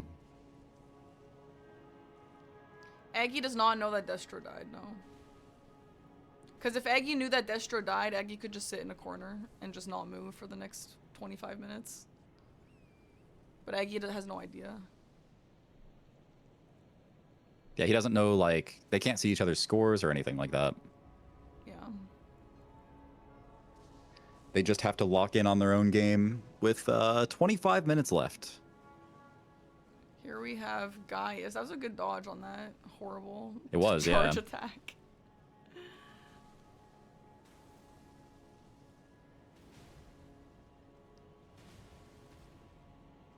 They don't have chat. E-boy, no. No delay, no chat. Just simply not reading chat.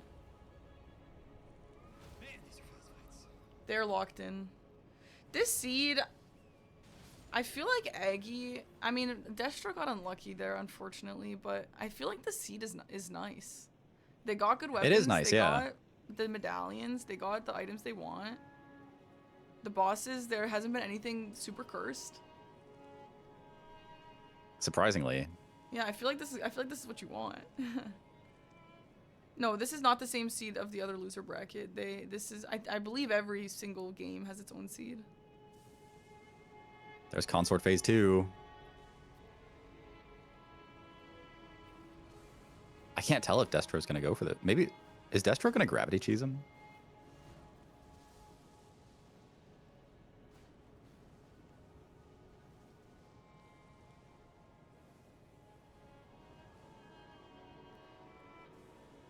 Oh my god.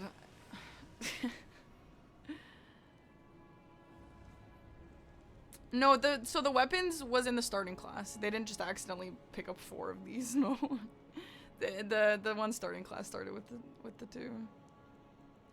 Yo, this is dark, guys. There ain't no way Destro is playing like this. See anything. His monitor definitely accounts for this somehow. I refuse to believe he's playing. He's just black. He's just like a glowing red orb on a screen. That's the only thing you can see. That's crazy. He just hasn't memorized everything. That's crazy.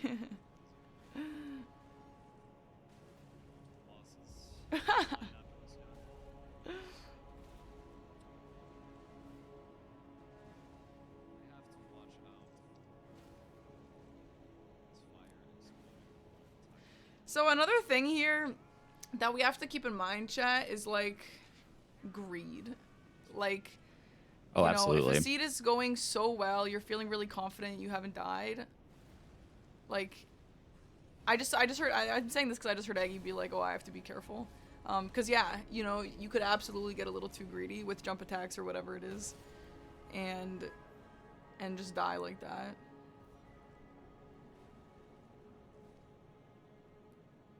I mean, as long as Aggie just plays safe for the rest of this match, like he's golden pretty much. Yeah, right, which he doesn't know though. Yeah, Like, exactly. For all he knows, his opponent could have 70 kills right now. Mm-hmm. Yeah, so if somebody wins the losers bracket, they have a chance to get to the actual league and to win the whole thing. But if you lose the losers bracket, then you're out. But if you lose in the winners bracket, you have another life.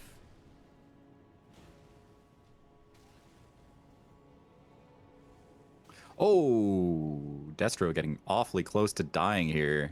Oh, these watchdogs are deceptively hard, I gotta say. Yeah, they're like randomly a problem. And they're you know, scaled up really highly here.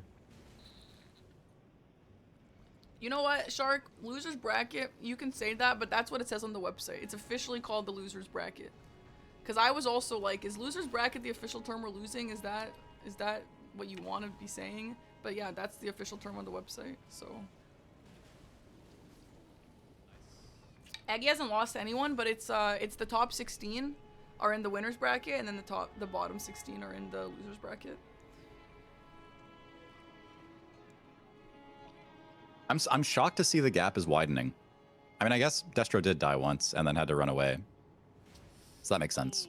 Well, are you shocked though? Because Aggie's like, got he's got an aging untouchable on him. Okay, it de-aggroed. Oh, it de-aggroed? Damn. Oh my god. Anyway, That's sorry, Parky, crazy. what were you saying? That was the first cursed enemy, and we didn't even have to interact with it. That's crazy. Yeah. Anyway. Oh, that's some damage. I personally am not surprised that the gap is widening because it was already, like, Aggie was already ahead, and then he just got access to more fast bosses, right? Yeah. I think Aggie's fights have just been a bit faster.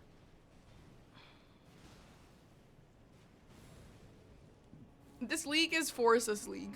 This is Forsa's league. This is entirely his thing. It is not my league. I was just invited to be one of the official English casters. No big deal. But it is Unofficial Forsa's French league. caster. He is Thank you, Josh. You're welcome. And he has made all the overlays and everything that's making this so easily watchable for us. So shout out to Forsa. It's been fantastic.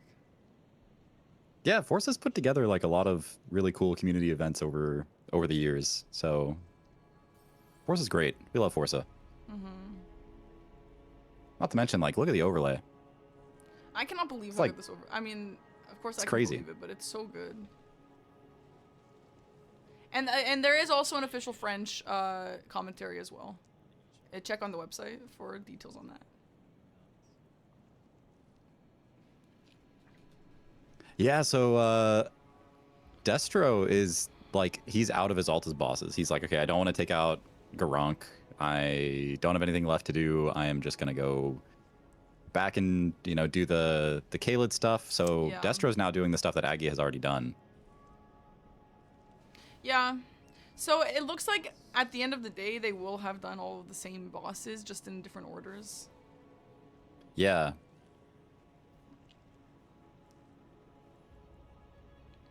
God. 69 at 141. Definitely on 80 bits. Yeah, I mean, the big deal, like I think the big difference here is just that Aggie has not had any major time losses, like, period. Yeah. He has not had to bail on anything. Yeah, which is awesome. There, like, again, there's been no super cursed bosses that you just don't want to see, and will force you to Memory of Grace out. I wonder if he's gonna fight the consort phase 2, or if he's gonna skip it. He hasn't skipped anything yet, I don't think.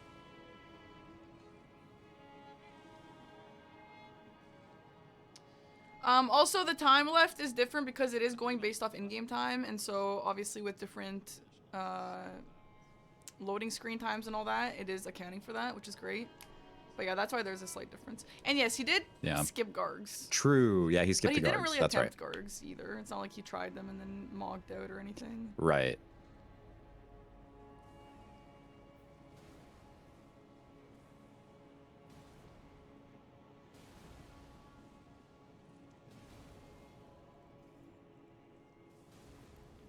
Aggie also never equipped the First Knight's Cap?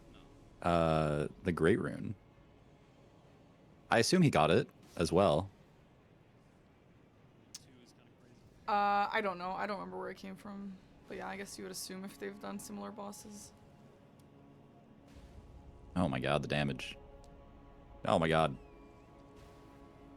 Nice. Knight's Cap can be so slow too. Those dual colossal weapons. Oh my god.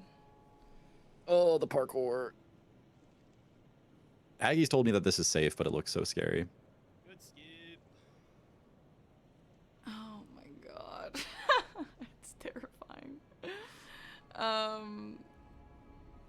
Oh, Aggie teleported before he got the rune. Interesting. Too fast. Oh, okay. Did he Yeah, get the boss kill? I assume so. I assume so. I'm not sure, but yeah, I guess. Yeah, so if Destro dies twice, he's gonna need Aggie to die twice as well. They need to have even deaths for the scores to be unlocked. Understandably so.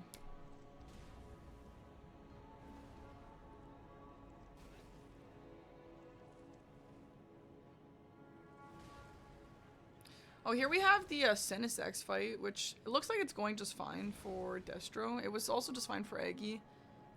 Yep. I guess with these big boy weapons and all that vigor, it's kind of, it's not too bad, huh?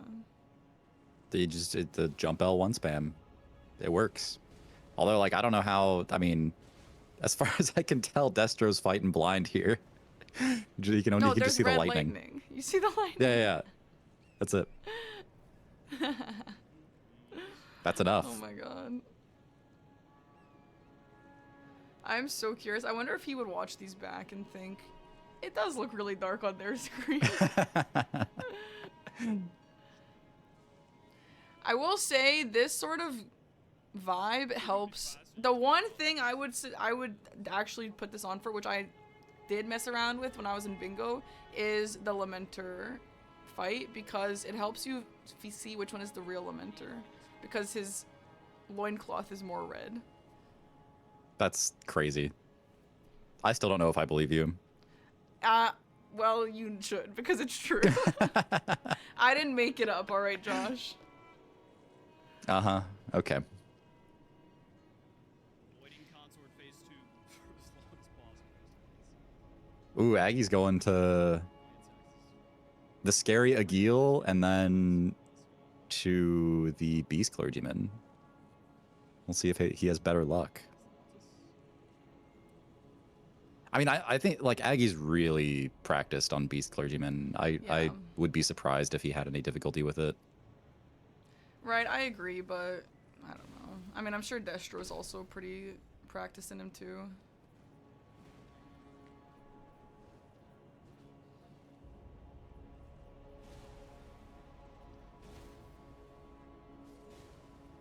Yeah. Beastman of Farmazula just goes down like crazy. Never stood a chance. Yeah, those jump double colossals, man.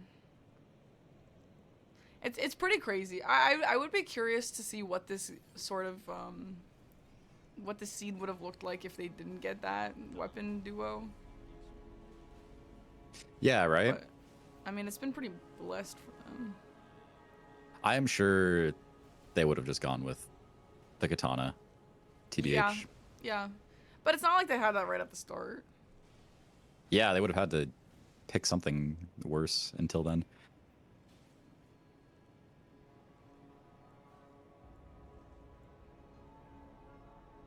Alright, here's Aggie finishing up, cleaning up this Radon fight. Yeah, the Radon in the little shack is so goofy. Oh! I think Aggie's getting his inputs eaten here. Uh-oh. Oh. Yeah, that's a good heal. That's a good Oh. heal. Yeah, nice.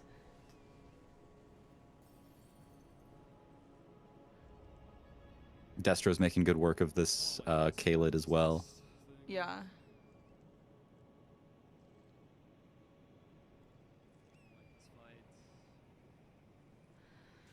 Oh. So Destro still hasn't been to Dragon Barrow at all, right? No. I assume he has, because he went to the church, so I assume he has the grace there if he does want to teleport. Yeah. But I guess he just hasn't had reason to do it at all. Yeah, because you had like Altus the whole time. And then yeah, Dragon Barrow is just so highly scaled. And I think like once you die once, you really do have to play much safer in the hopes that your opponent also dies. But like if you get a second death, like that's hard to come back from.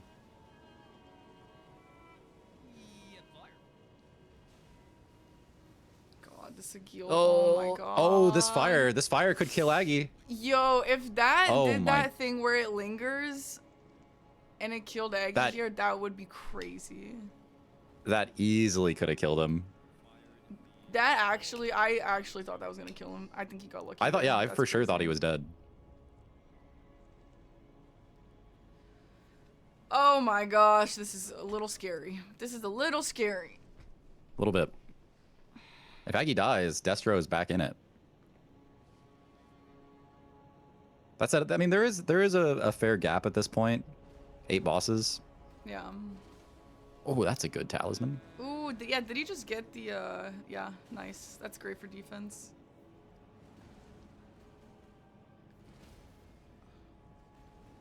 Really nice Falling Star Beast fight. Oh, yeah. Oh, he got the Academy key here. So they both have both key items.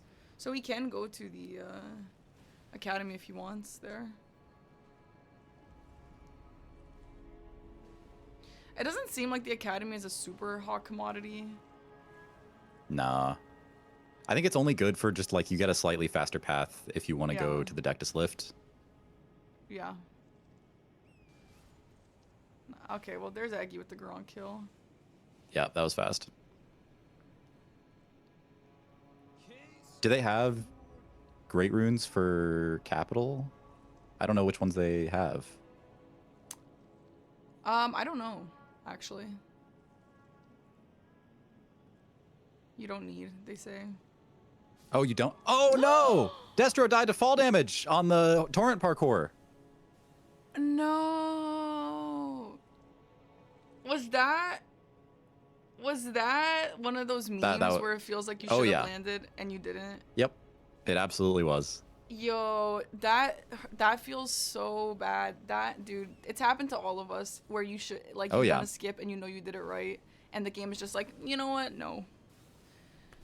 But like torrent doesn't really quite get stable footing. Like it's pretty garbage, dude. Yeah. That's pretty baloney. Pain. That is really pain.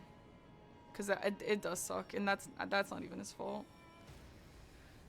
In this case, for anyone who was wondering, he needs Aggie to get 2 deaths for his own score of 67 to get unlocked. If Aggie does not die twice, then he gets a score of 55.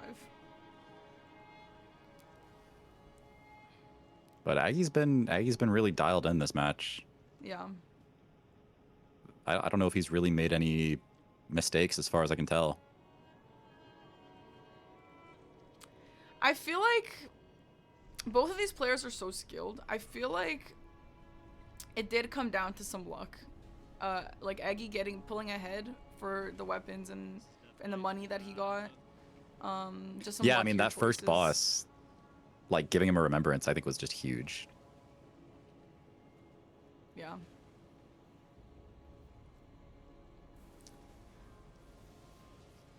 When Destro jumped to the paw, he clipped the top branch, so he dropped from the new height. That sucks. Ouch. They are running the same seed, and they are not allowed to quit out for any reason, though. Actually, they are technically allowed to quit out if they need to take a break, but it has to be a very smart quit out, not around enemies, stuff like that. I doubt they're going to be spending time doing that, though. It's like an emergency quit out.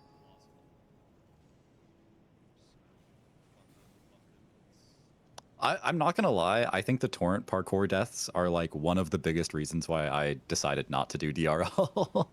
Because oh my god. I just saw the deaths and I was like, man, that just looks so tilting. Yeah. But people with better mental than me obviously They chose to be brave about it. Yeah, no, it's so frustrating. Oh my god. I am curious about Aggie fighting Consa Radon here. I mean... Yeah, that's a slow fight. Oh my god. I guess Consa respawned. That's a good point, because Consa did die in Aggie's game. Yeah, it But was at maybe it didn't the matter. other Lanciac spot. Ah, that's where why. Okay. where she runs away.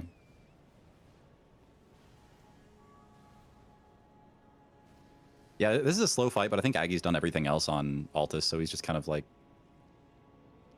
doing what he can.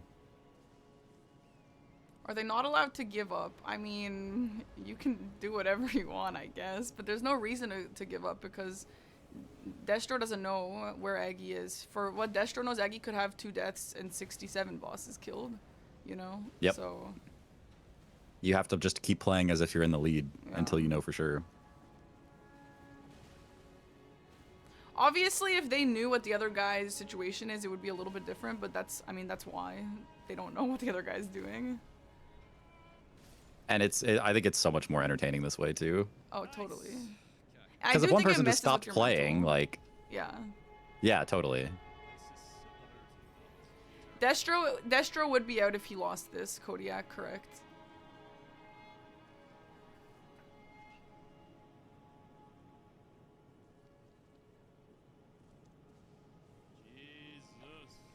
Commentators, how Less do you than feel 10 about minutes Destro's left. investment in stamina as opposed to Aggie? I mean, it obviously hasn't really messed with Aggie. I don't know if they have... Oh, you know what? Destro... Yeah, that's a good point, because Destro also has the stamina tier. I think they both do, actually. More stamina is better than less stamina, obviously, but if Aggie was fine with what he has, then I don't see a reason to have way more. Yeah, no, that's interesting because Aggie's health bar is, I think, just a little bit bigger than Destro's, Yeah. and Destro has the Morgoth's Great Rune as well. So Destro I must have a guess- lot less vigor then. Yeah, I think Aggie killing all these Dragon Baron bosses and stuff earlier set him up a little better for levels. I was wondering why it looked like Destro was taking more damage earlier. But I think it's just Oh, that yeah, his the health Dragon bar is a Baron's little not smaller. active. Oh, it's not active. Oh, Yeah. right, because he died. Okay, yes, of Yeah, course. yeah, Okay, yeah. yeah. I was going to say it. Yeah, okay. So earlier, his health bar was bigger. I guess, I mean, that makes sense as to why he wouldn't invest as much into vigor then.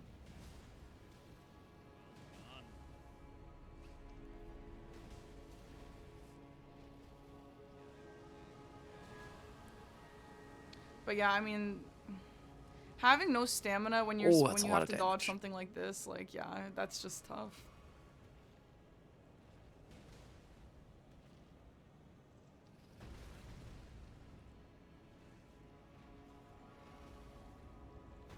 We do have 5.5 minutes left, more or less. Destro's at 4.5. Again, difference in loading screens because it is in-game time. And Aggie has obviously pulled ahead quite a lot at this point. I guess the deaths and stuff had unfortunately put Destro behind enough. Oh man, I feel like, again, I have not participated in DRL, and these are the first of the one-on-ones anyway, but I feel like doing a one-on-one DRL and not knowing what your opponent's doing is probably very mentally difficult. Yeah, definitely. Is it like, especially if you do take a death at some point, because then you're like, Yeah. oh, I have to play so much more perfectly, and I don't know like what my opponent is at right now. So it's like, Yeah. I mean, there's a huge mental aspect to this. Mm-hmm.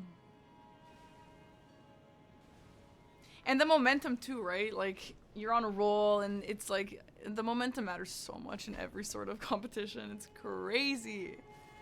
And here's Aggie with 80 deaths. I wonder what Aggie's PB is. Let me look. It was 80 deaths? 85 when we last checked.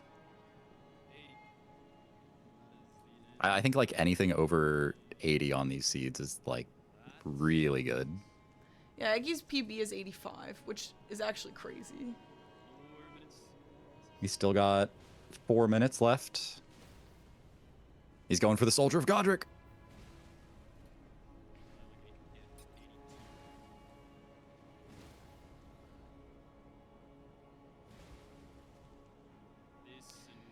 I will say, as we're getting to the end of these, a big shout out to both of these players. Honestly, playing this aggressively for 2 hours is really difficult to do, and it's very draining. And trying to keep smart pathing and smart choices is honestly pretty difficult. So they both played so well, and you know, when things get tilting, it's a little tough. And just a big shout out to both of these gamers. They're both so good. Yeah, absolutely. Like, gotta give lots of credit.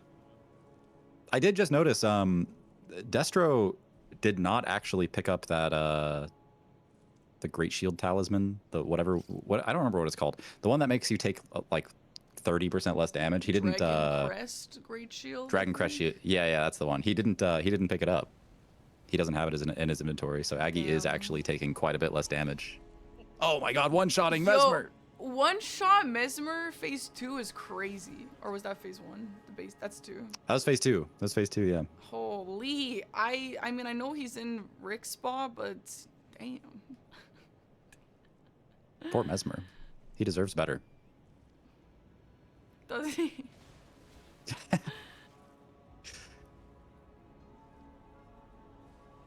Ooh, Solaria is being scary. Yeah.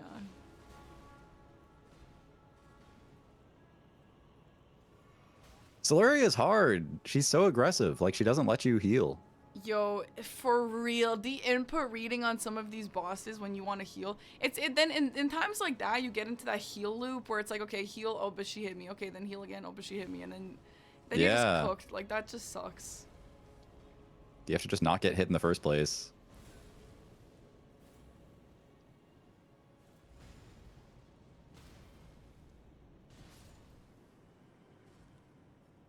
I mean, I think anything over, like, 70 is, like, extremely respectable.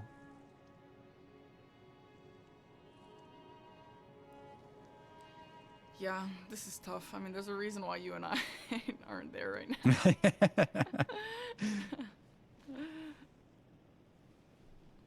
Yeah, there's so much pathing that they had to memorize, too. Like, okay, what's the most optimal way to go through Limgrave or Liurnia to, like, hit all the bosses?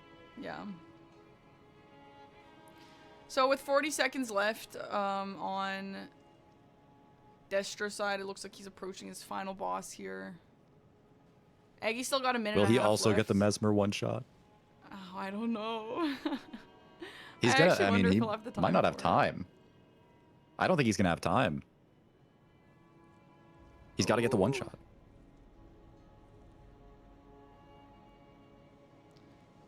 I think he would have the It's probably one gonna shot, be but I Aggie's just last don't boss think as he has well. time.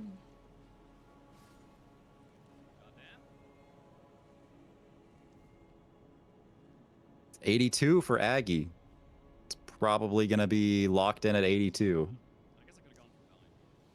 Okay, well, And Destro's out of time. Destro is officially out of time. Finishes with a score of 80. I mean, well, his locked score is a 55. He ended up killing 72 bosses, but unfortunately, because Aggie did not die twice, Destro is finishing with a score of 55.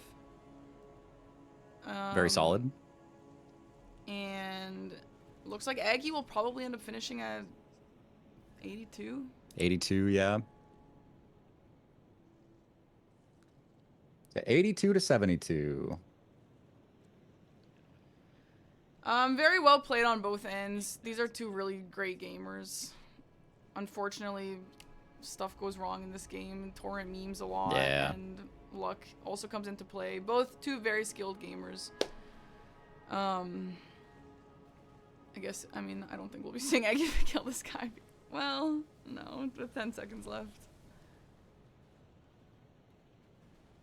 It could happen. There's another boss after this too. Yeah. And there it is. And there it is. Aggie finishes with a score of 82. Boss is killed. 0 deaths. To Destro's 55 locked score and 2 deaths, unfortunately. Right. Well. Very well played all around. Yeah, that was a fun scene to watch. I'm really glad that they got some good weapons. I think that probably was really fun to use, better than something really frustrating. Yeah. Surprised we didn't see anything too cursed. I am also surprised we didn't see anything too cursed with 82 bosses and there was nothing crazy. Yeah, no curse blades, nothing bad. Yeah. There is no post-game interview. No. Okay.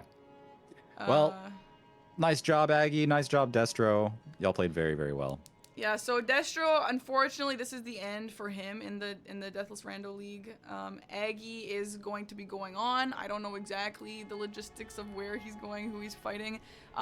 Feel free to check out this website, Forsa's website, for updates on everything. It's pretty automatically up to date for everything all the time, so you can keep an eye on that.